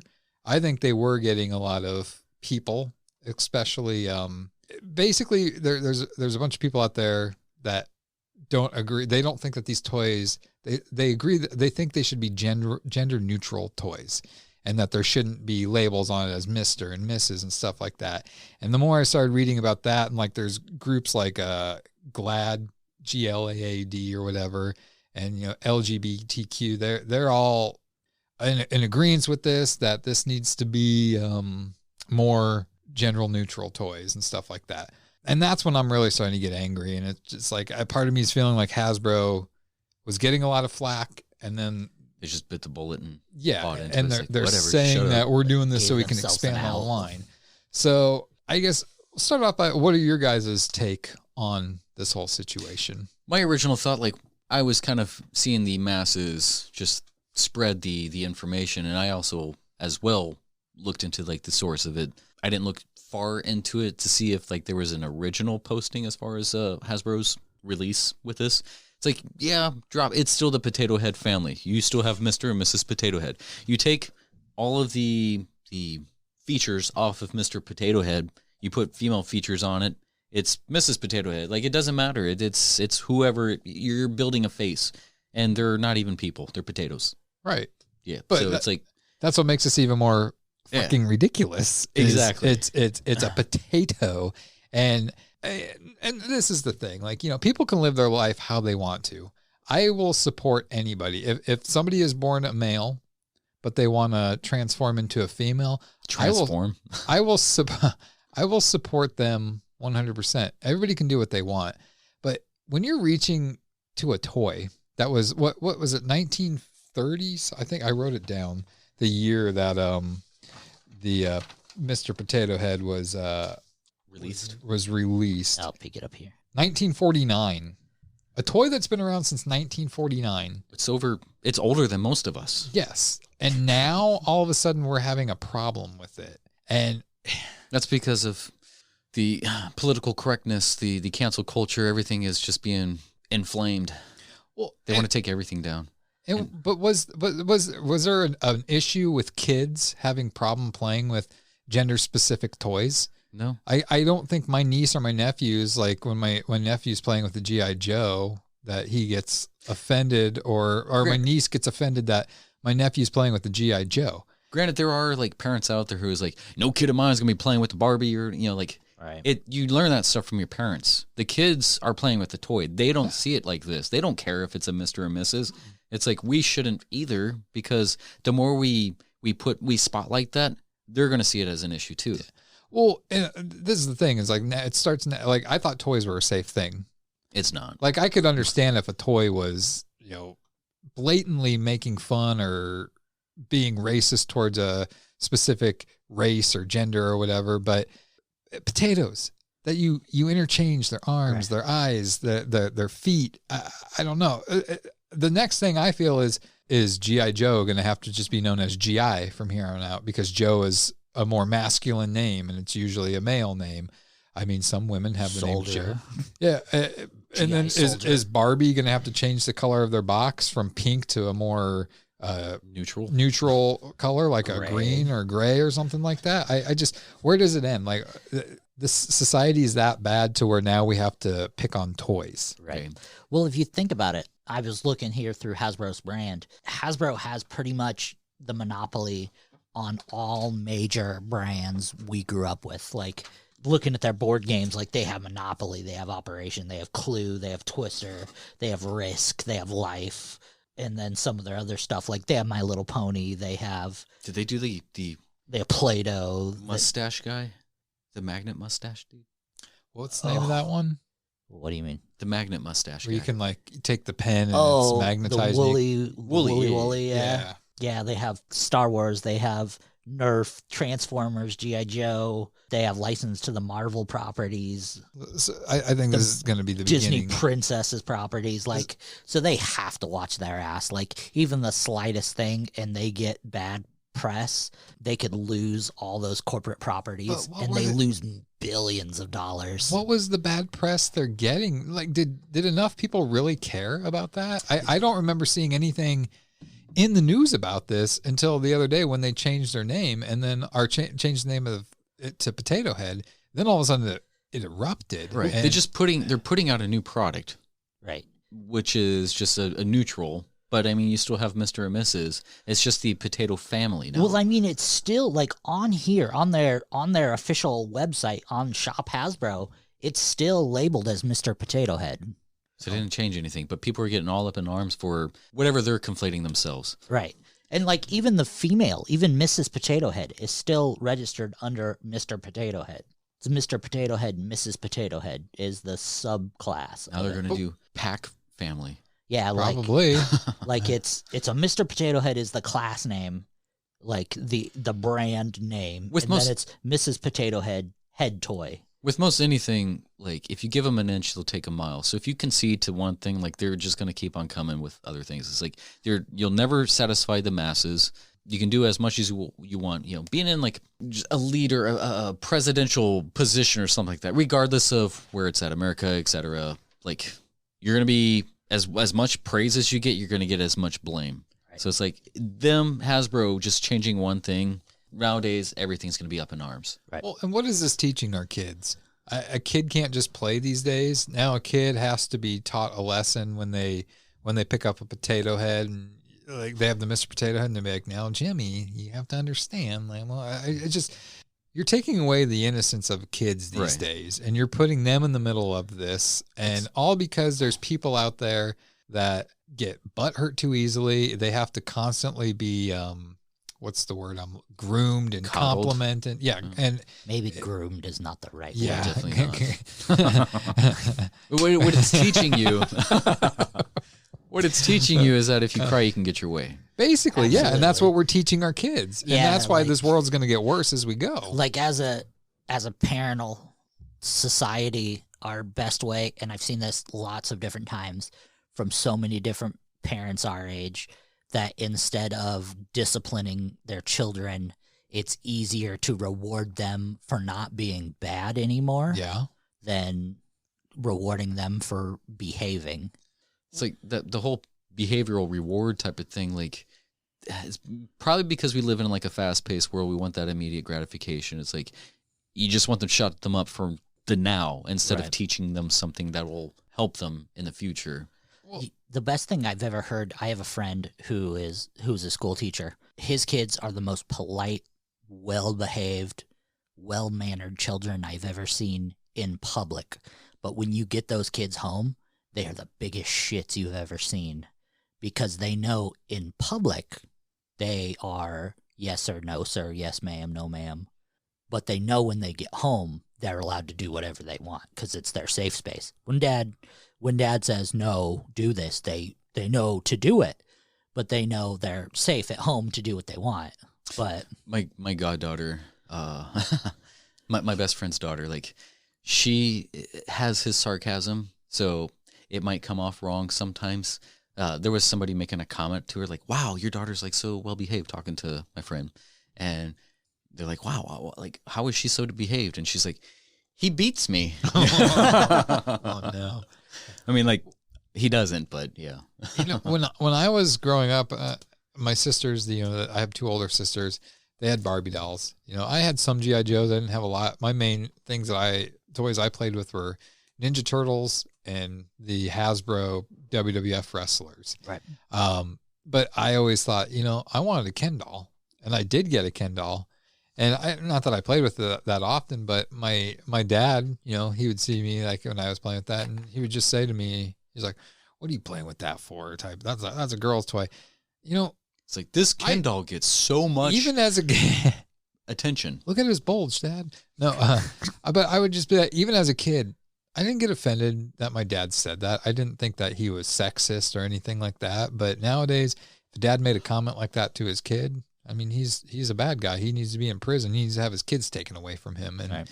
I think that we're also, by doing things like this, we're making it seem like it's not okay. Like if a boy wants to be a girl, if a girl wants to be a boy, by having all these things happen, I think we're putting it in the kid's head that it's a bad thing if you do that, even right. though it's not. And it's just like, if you just ignore the fact, I mean, you have to talk with kids, but not everything has to be brought to such levels like this. Yeah. This is I guess more of a sensitive topic, but like, I hate to use the whole, I'm not transphobic, but like thing, like, I'm totally against if you want to transition as well.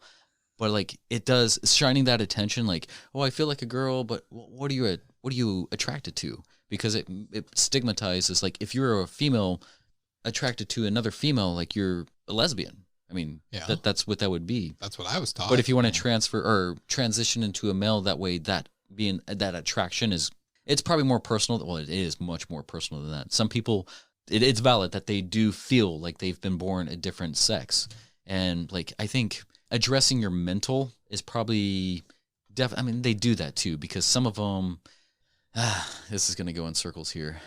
It's like Post Malone. Yeah. When you're in of a certain age and you're wanting to make, like, you're not even reaching puberty and you want to have a sex change. It's like, I don't know if that decision should be made just yet, because once you reach your adulthood and stuff like that, like, you'll probably regret. Some people have reported that they regretted making their sex, like, because once you mess with like testosterone levels and all that, like, it's never the same. Like, you can put yourself on medication and shots and stuff like that, but you can't go back.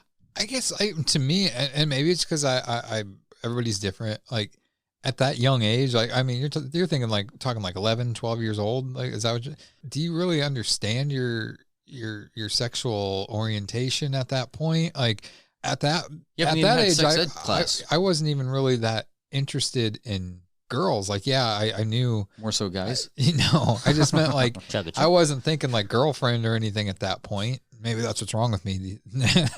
Fast forward 30 years. Well, at that point, like, you shouldn't. I mean, that's around the stages, and everybody develops at their own pace. But you are coming into your body, and you're experiencing different experiences.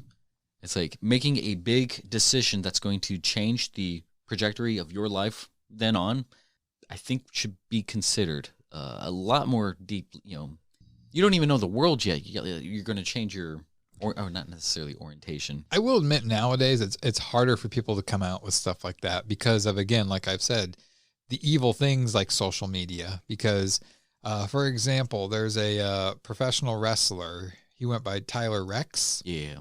And he had the dreadlocks and stuff like that. He was in WWE for a little while back in like the mid 2000s. Now late he's 2000s. a Mrs. He became a Mrs. And it's just like, it's so nice to see, because I'm friends with him on Facebook, friends with her on Facebook, sorry.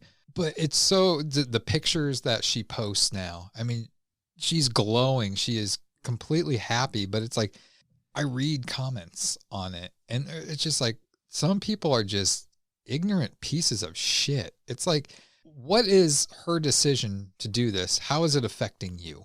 If you don't like seeing pictures posted, unfriend them. Right. You don't have to berate them and make them feel like they made a terrible choice and that they're going to hell for this. I don't get it. This is the society we live in. That's the problem with giving everybody a voice. Giving everybody a voice, they're gonna use it, and I mean, they should be able to use it, but we're not absolutely addressing how to react to it. How to, I don't want to say just take the lickings or anything. Like, well, right. If you don't agree with somebody, and it's a weird dichotomy of like everyone has the right to use their voice, and the right to offend is a human being's right. On the other hand, having the ability to offend someone at the drop of a dime sucks. That also says a lot more about that person, though. Not the person doing the offending. It's just like you can't process things. Like you're not ready for certain things. If you can't, not necessarily cope, but like say I insult both of you guys. I say the same thing about, like your mama's whatever, your mama's which whatever. Which you usually do every episode. Yeah, okay. Yeah. But like you don't take offense to it and you're like very sensitive to it. It's like it's not my words that are hurting, it's how you react to it that's hurting. It's like you have the right to offend. You have the right to respond. That's your choice. However you respond to it, however you process it, that's up to you. If something offends you and like you got to get to the source of that, you can squash that. Well, another big issue with these arguments that normally 9 times out of 10 take place on social media is there's no tone. Yeah, absolutely. Like you may not agree with something I say, and you type out this thing, and you don't mean it the way that I'm reading it, but I read it, I'm like, oh, this motherfucker, and then it's just like, then it just builds from there. You seen that Key and Peele one? He's like, they're trying to meet up at the bar, and Keenan, he's like making very longer replies, while the other one, he's like, yeah, okay, cool. He's like, cool. What the fuck does that mean? Well, yeah, and it's all in how it's just like, that's why, I don't know. I understand the ease of typing stuff up on social media, but like talking in person, I think it's usually, it's better. It's easier when it comes to a face-to-face conversation is 100 times better than just reading text because you're putting your own inflections to something. You're not taking it from their stance. You're taking it from your current stance. Right. Yeah. And most people these days, once they read something, they're automatically on the fence. The offense. Sorry. Yes. It's so much better to be able to insult someone to their face to see their reaction. That feels so good. Right? my favorite insult to this day, and I will insult you. By the way, I love your mother. I'm just going to preface that, but I am going to do What's this. that supposed to mean? I am gonna do this to your mother. Just know that there is no actual intent to your mother, but you can do it to my mom too. I can do it to your mom. Okay, Yeah. I'd feel more comfortable doing it to your mom because I've never really met your mom before. I have many moms. Okay, what this is to your mom you don't like? That's my real mom. No. Tell your mom she owes me $7 because she killed my beta fish. I made her come so hard that it got in my fish tank and killed the pH balance of the fish tank, and she killed my beta fish, so she owes me $7. That's a cheap fish. I can spot you. What's going on? This is awkward. You just got to do it deadpan. He's letting it sink in. The more he looks at me like that, without blinking, it's hurting more. I can feel it. He's still looking at you. Because it's true. But yeah, no, this whole topic, it's like, I feel like just us talking about it right now, I sense that you guys, well, mainly me, have to like walk on eggshells just to express it. It's like, why should we? The more ideas we get out there, the more we can combat the ones that are bad. Well, we kind of talked about this the other night. Excuse me. We were talking about this the other night. That it sucks because, I have a very raunchy sense of humor. Everything I say is in fun and humor to get a laugh, to loosen up tense situations. But I feel, especially on this podcast, I have to delete so much shit. I have to edit so much because it's just like I said, I would like my name to be popular someday, like Stephen King. How can you do that when you won't watch half of his shit? Yeah. Like if us three were to go down in like an airplane, it'll say something like Justin Milani and 2 others died. Yeah, right. Because they smell the garlic on there. Hey. Justin must have been on here. Well, if it's burning, it's a savory stuff. But no, I just feel like I have to watch what I say, and I don't post as much on social media like I used to, because it's like people can't take a joke. They don't, and obviously they don't know me if they think the stuff that I post is real and the things I say are real.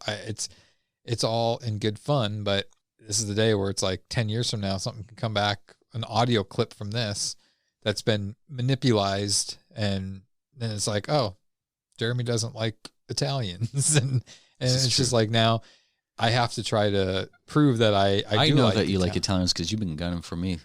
Well, I don't know if it's gunning. Yeah. I've got you. I ain't gunning for you. Yeah, this is like the 8th time I said it, but like talking about your validity, your validness, your feelings and stuff like that. Like certain people process certain things, and I think all of us do the same thing when it comes to processing. We utilize humor as a way to process. Comedians talk about this all the time. By profession, we are not comedians, but we identify with that process here and there. It's like, yeah, like if I'm in a fucked up situation, I'm going to try to poke fun at it because it lightens the load. Like, sometimes. That's what that stuff is over there. There's a lot of loads being lightened in here tonight. Scooey. And that's the thing. Like, I know when to be serious, but people would tell you that, like, you can't make fun of it. It's like, I'm processing. Actually, I can. Yeah, you can, and it's just there's only like no matter what you do. If you don't say anything, silence is violence. It's like, it's not though. If it's violence, then that would be a crime because violence is a crime. Yeah, violence. Why are you deep throating your microphone? I missed a good opportunity earlier with something you said. What's the difference between 3 dicks and a joke? I can get a joke out faster than 3 dicks. Justin's mom can't take a joke. What? Yes, you can. Remove the microphone from your throat and say that punchline. Sounds like you got 3 dicks in your mouth. Right? Yeah, I know. Justin's mom can't take a joke. Oh, she can. Which mom? Same one. Oh, okay. Oh, probably not. No. So I think getting back on course here, the fact that we're going after toys now is bullshit. Hey. Let's just let kids be kids. Let's let kids have their own toys. The day that they have a actual offensive toy come out, then we can go across this path. I feel like, and I'm really hoping this is going to be just this generation as well too, because we talk to so many underage people. Please, there's quite a bit of expand on that and give more detail on that. There's quite a bit. That's the kind of shit I'm talking about here. Oh, this is what you're wanting. New Jeremy, Justin's Kids Corner. Jeremy talks to so many underage. Get the fuck out of here! Stop that shit. That's not even funny. No, but like we've had conversations, intellectual conversations, where they're talking about how, like, yeah, they don't agree with all this, and hopefully it's just this generation above the kids these days, or the teenagers or whatever. The teenagers these days, like my niece who was on the podcast a few episodes back. There's an actress that we talk with who has similar concepts. Like, this is kind of going way too far, and hopefully that generation can help expel a lot of that BS that's lingering around. I don't think they will. I feel the kids today, they're too lazy. All they have in front of them is technology, their phone or an iPad. They don't live life. They don't try to, and I'm not saying everybody, but a large portion of them, they're just lazy. And they are what's that? What are they called? Millennials? Yeah. If they don't get their way, they complain until they get their way, or until whatever it is they don't like is canceled. And it's only going to get worse, because that's what they're going to teach their kids, and their kids are going to teach their kids. And by the time they're our age or older, they're going to be the ones that are running for president. And I mean, we've already seen lately what the future can hold with, like, presidents and what things that are going to happen. So I only think things are going to get worse and not get better, because our generation at least understood things. We did things like we didn't, and granted, we didn't have really the technology that they have today. If we were young kids nowadays, I'm sure we would be we're millennials gapped into that. But they changed. We went outside. I remember we played until the street lights came on. Then we came home, and then we maybe played with like Nintendo or Super Nintendo or Sega for a little while. But we weren't like the minute we got home from school, which when you're at school, you have an iPad, you've got a laptop, you're always on that. The minute you get home, instead of playing with your friends, it's like, I'm going to go upstairs on my Xbox. I'm going to play with my friends virtually. Shut up, Mom. Yeah. It's just, I don't know. And I think that a lot of parents are just lazy these days, and they like the fact that the laptop, the iPad, the phone, the Xbox is the babysitter. Right. It gives them their time to check up on new age made up science. Have a bottle of wine and a Xanax while their kids babysit themselves. Mm-hmm. Sometimes share with the kids. I would definitely, I don't know. I would definitely, if I ever had a kid or kids, I would definitely set rules. I would tell them, like, you have this amount of time every day to do something constructive that doesn't have to do with technology. And I would explain, like, if they ask questions about things like this, like the Mr. and Mrs. Potato Head thing, or Mommy, why was that guy once a guy, now a girl type of thing, I would talk with them. I would tell them. I'd be real with them. But maybe that's why I'm not a parent and you guys are. Is that something? Do you feel like if your daughters came up to you, Justin, and asked you like a question like that, like, like the Caitlyn Jenner or whatever, like if they're like, well, didn't she used to be a guy? Like, would you be honest with them, or how would you handle that situation? Well, I think honesty is key. Yeah. Like if somebody, like I think that instills a quality into them. If I'm being honest with my children, that they would be honest back and show that that is a value that is to be valued. Like I would explain it to the best ability. If she has questions, I think teaching a child how to think instead of what to think is much more virtuous. You'll go further. They can live their life a little bit more, much more fulfilled, instead of just spouting out the same old rhetoric that everybody else is saying around them. It's like, no, you need to question things. It's like, if it doesn't make sense, like, you need to research it. You might not have the answer, and it's fine to say, I don't know. And I think that's one of the issues that we have with just culture. It's like you're always shamed for not having an answer, and having some sort of filler will do until things change, I guess. It's like it's truth is important, I would say. And I agree. But we only have 8 more years, so Lonnie, let me ask you that's this until question. Asteroid Apophis hits in 2029. So several years down the road, Moxley decides he wants to start playing with Barbie dolls, and he has Barbie dolls. He has a bunch of Barbie dolls and stuff like that. I'm not saying like that's all he plays with, but he really enjoys his 4 or 5 different Barbie dolls that he has. Yeah. How do you feel about that? How do you handle that? He'll go to the store and buy more if he wants. A Twinkie? I'm not calling him a Twinkie. I'm looking at the Twinkies. You're fast. If he can do whatever he wants. Well, that's good to hear. Yeah, absolutely. If it's under the philosophy, and this from day one of deciding that we're bringing a child into this life, he is going to have the opportunity to make his own decisions. Like, if he wants to cut his hair and dye it green, that's his choice. If he wants to get a bunch of tattoos, it's his choice. If he wants to sit in his room and write poetry all day, it's his choice. If he wants to play with dolls, absolutely, I'll go to the store and buy it. If he wants to wear a dress, that's awesome. I'll paint his toenails for once him. You get that stimulus. Right, when we get that, he gets all that dolled up. that $300 a month, that he'll have the sweetest little dress. It's absolutely 100% his choice, and I will defend any choice he wants to make.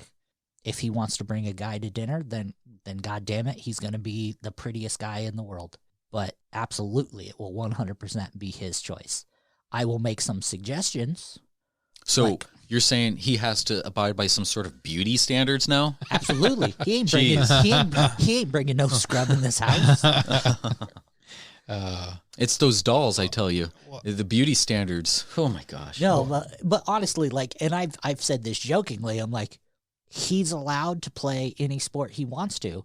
He might get better gear if he wants to play baseball or hockey, But not the hand-me-downs or something at a yard sale if he wants to play football. Yeah. If he plays a sport I can't stand sitting through, then he might not get good stuff. And that's something I know my mom doesn't listen to this, but my sister does, and she'll probably pass it on to my mother, who actually works from her house.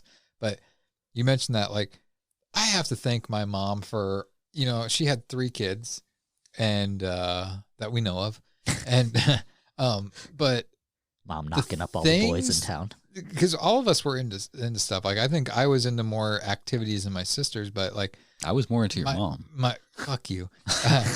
But she sat through I played baseball for God knows how many years. She went to every single one of my baseball games.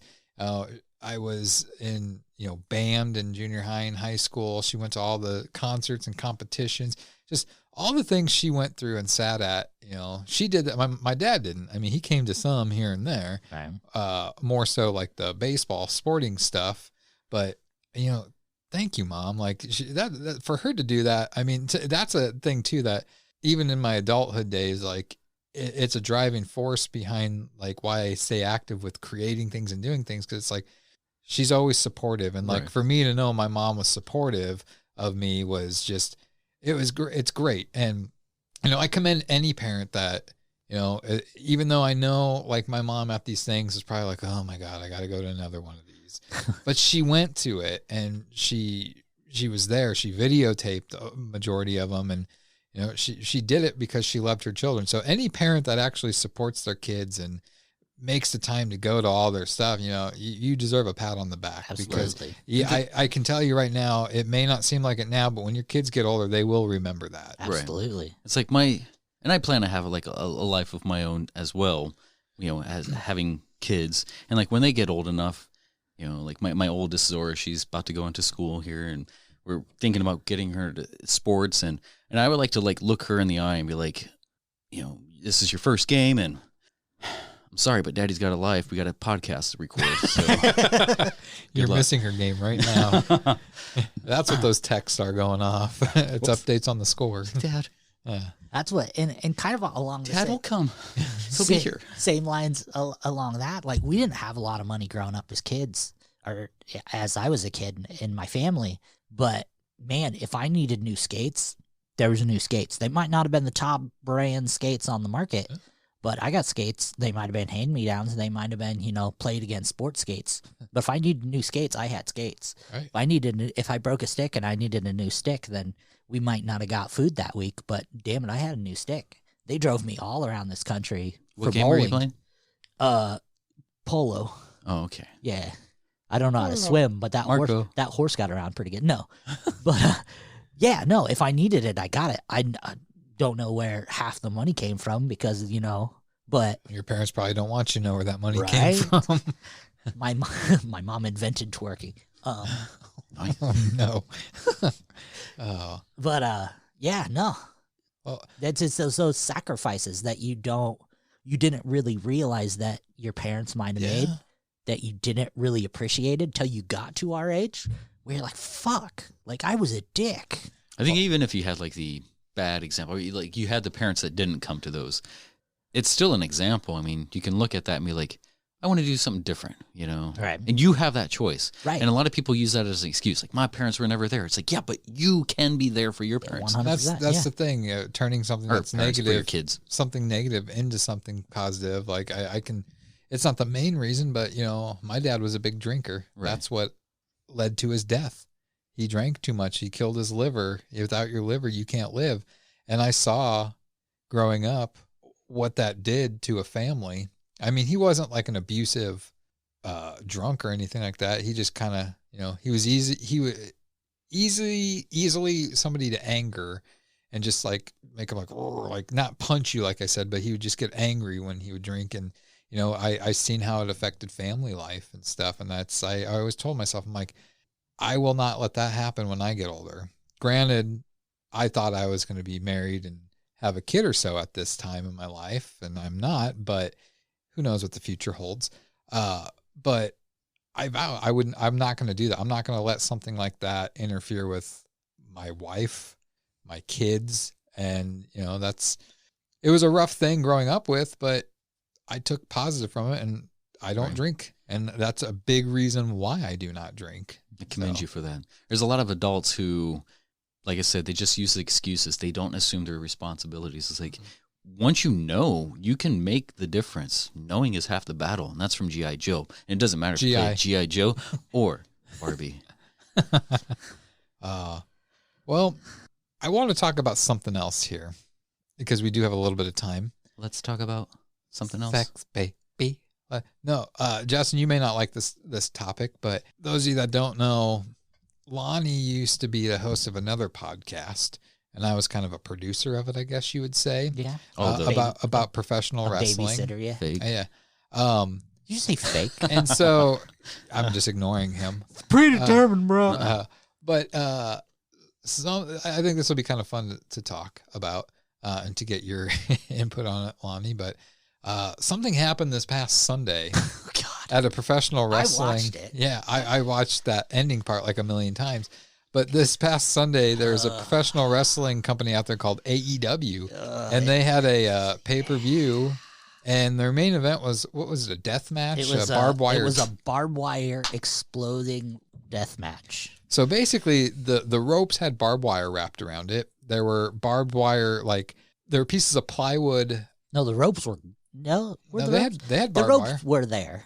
They just had barbed wire wrapped around the ropes. Yeah. Was it like a barbed wire, like, gender reveal? Might as well. Might as well have been. But then on the outside of the ring, there's like 4 foot by 8 foot pieces of plywood that have barbed wire on it. Yeah. And when you get slammed on them, there's explosions underneath of them. And sometimes when you'd get whipped into the ropes, there'd be some explosions that happen too. Yeah, mortars on the ropes as well. Long story short it was a 30-minute time limit. And at the end of the at the end of the 30 minutes, the ring was rigged to explode. And this was their whole selling point of this pay-per-view. People are like, oh my God. I want front row. This ring is going to explode. And knowing professional wrestling, it's like somebody's going to be in it because they wouldn't do this just to build up the suspense to not have somebody in the ring when it exploded. So the match happens. The bad guy wins. The good guy loses. The bad guy has 2 of his friends come out and they start beating down the good guy and they handcuff him. Well, now we're down to... Handcuffed him to the ring or in the ring? In the ring. Now we're down to a minute. And the siren goes off and the minute countdown starts on the screen. And the bad guy's like, oh my God, we got to get out of here. So as they're leaving the ring and heading up the ramp, let's pause that, Lonnie. We'll play it afterwards for Justin here. I'm in creating it visually for the listener. Notice I said listener. So as they're leaving, some good guys come out and whatnot, and one of them is this guy named Kenny Kingston. Eddie Kingston. Did I say Kenny? You said Kenny Kingston. Eddie Kingston. Wow. Sorry, I at least got his last name. I don't watch this. Little preference about Eddie Kingston. I don't think Eddie Kingston knows that professional wrestling isn't real. Well, after what happens, I think he probably knows now. So, anyways, Kingston and John Moxley was the guy that was the good guy. And by the way, my son is not named after John Moxley. Okay. I get that a lot. Is it because he has Moxley? Moxie, yeah. Anyway, Kingston and Moxley, they have a past. Like they're friends, enemies. Currently, I don't watch AEW much, so forgive me if I'm saying this wrong, but they recently were enemies. Well, he came out, Kingston, and showing compassion, like for his enemy who's also his friend, like I need to get him out of the ring. Well, he can't get him out of the ring, and we're down to like 10 seconds. So what does he do? He throws himself on top of Moxley as a way to protect him, figuring we're just going to get blown up. So 5, 4, 3, 2, 1. Sparklers and a few puffs. Nothing even coming close to hitting these guys. Kingston sells this thing as though the ring exploded. And I mean, people were, because WWE used to do it where they'd have the ring implode. They didn't even do that. They didn't do a close-up shot. You're going way too. And this wrestling company has fans in the crowd. Like there's probably 2,000 fans that are spread out. Yeah, something like that. So this Kingston guy is now in the ring. He's selling it like he's for dead. Nobody's business. The announcers are selling it like he's dead. And now they have been getting shit on so much that this is the worst botch in professional wrestling history. This is that dude getting slammed on his head from the. Well, let's play this. Let's play it for Justin now, and then we'll talk about it. This is worse than Bret Hart. So this is Kingston running down right now. This is lame. That's it. That's all it is, and he's selling it like he is dead. And there's the official doctor. So anybody listening, if you want to see this, just go to YouTube and type in AEW botched ring explosion, and you'll see this. There's some videos out there where people added farting noises and stuff with it and stuff. But I just kind of want to get your take on this, Lonnie. It was. The match itself wasn't bad. Like, I watched the whole pay-per-view. I love AEW. It's the only wrestling besides actual deathmatch I watch now is when they have a pay-per-view. Because he's still selling it. It's the only wrestling I watch besides deathmatch wrestling I watch because I'm so burnt out on wrestling anymore. Yep. Yeah, when it was like, oh, what are they going to do? They have such a high production value, and that happened. And I was talking to my friend who, we go back and forth. He'll buy a pay-per-view. I'll buy a pay-per-view. And we got fucked this time. Yeah. And I sent him the message because we didn't get to watch it on Sunday. We ended up having to watch it on Monday. So we watched it. We were watching it, and I sent him the message. I'm like, sitting down to watch the pay-per-view. He's like, how far are you? I'm like, I'm at the ladder match. He's like, just wait till the end. I'm like, the death match? He's like, yeah. I'm like, is it good? And he just says, ha, ha, ha. I'm like, oh, okay. So it's either going to be super brutal or super bad. So I got to it and I seen that ending and I was like, oh no, like they lost all credibility. And they have, I think there's no coming back from this.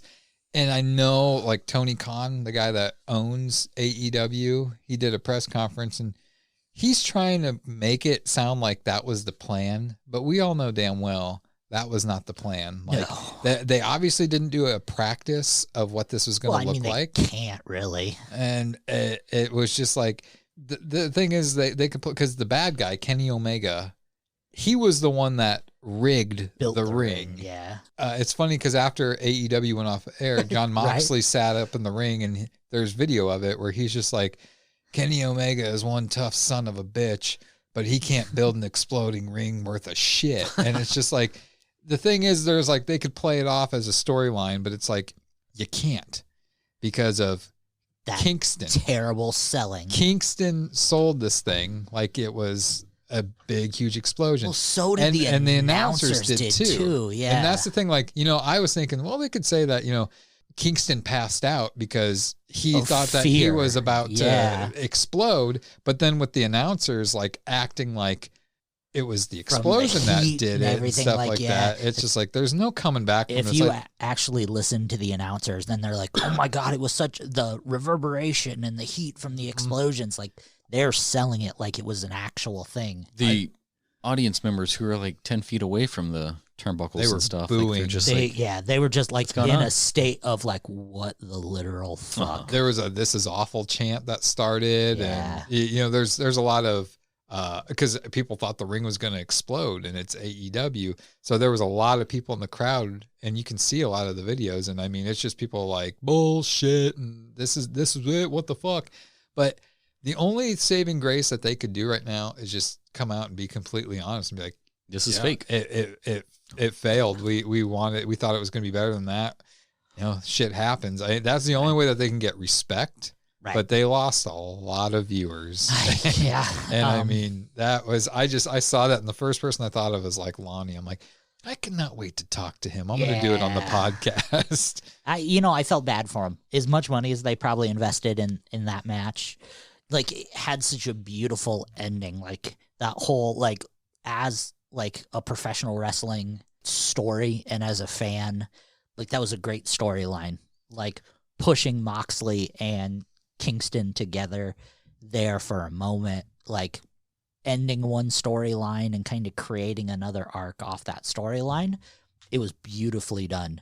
Having those two parties who have been at odds for so long and kind of wrapping that whole thing up together, it was beautiful. It was amazing wrap up to everything, and then have it shit on. But that's the thing. So bad, it's always gonna be shit from now on. The last thing is what everybody remembers, and even though it was a beautifully told story, it was a beautiful match. That ending is all people are going to talk about and remember, and it's wasted. And I feel terrible. Like, and if it would have went off like decent, even if it could have been more smoky, and that's the problem with Daly's place. It's an outdoor arena. So even if they would have did like more pyro, more flash, and more smoke, it would have easily went away. Yeah.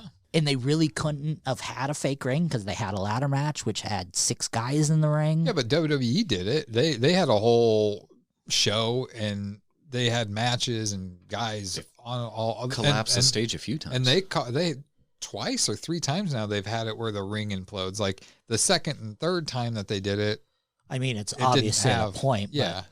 But I think they could have put a little bit more thought and engineering into this. Absolutely. It's like, it's sad, but I'm not really a big AEW fan. I just think that, a lot of the things they're doing is just to try to be edgier than WWE, and they're basically turning into WCW, where they're taking the garbage and the old people and bringing them back. Yeah. And I mean, because that was the other thing about the pay-per-view too, is the big signing Christian Cage, and people are always like, "Oh, that's cool," but he was the worst case scenario and whatnot. But anyways, check it out. Go to YouTube, AEW Ring Explosion. Like, it's not even funny. It's just sad. It's funny if you watch it with the fart noise sound effects. Yeah. I will admit probably that. So add that video to it.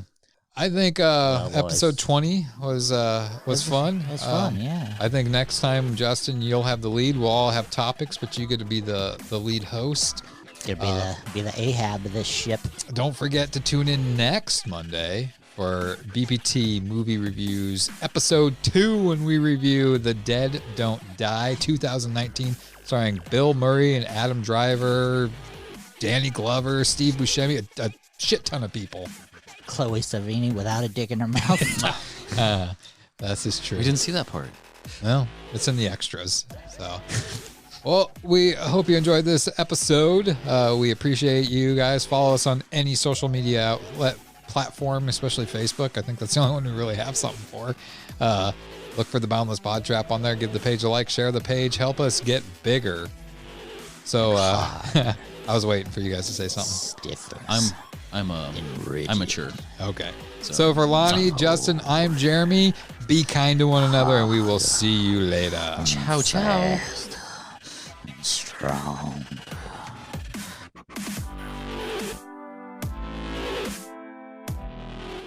Thanks for listening to this week's episode. Join us next time for more absurdity that only the guys from the Boundless PodTrap can bring you.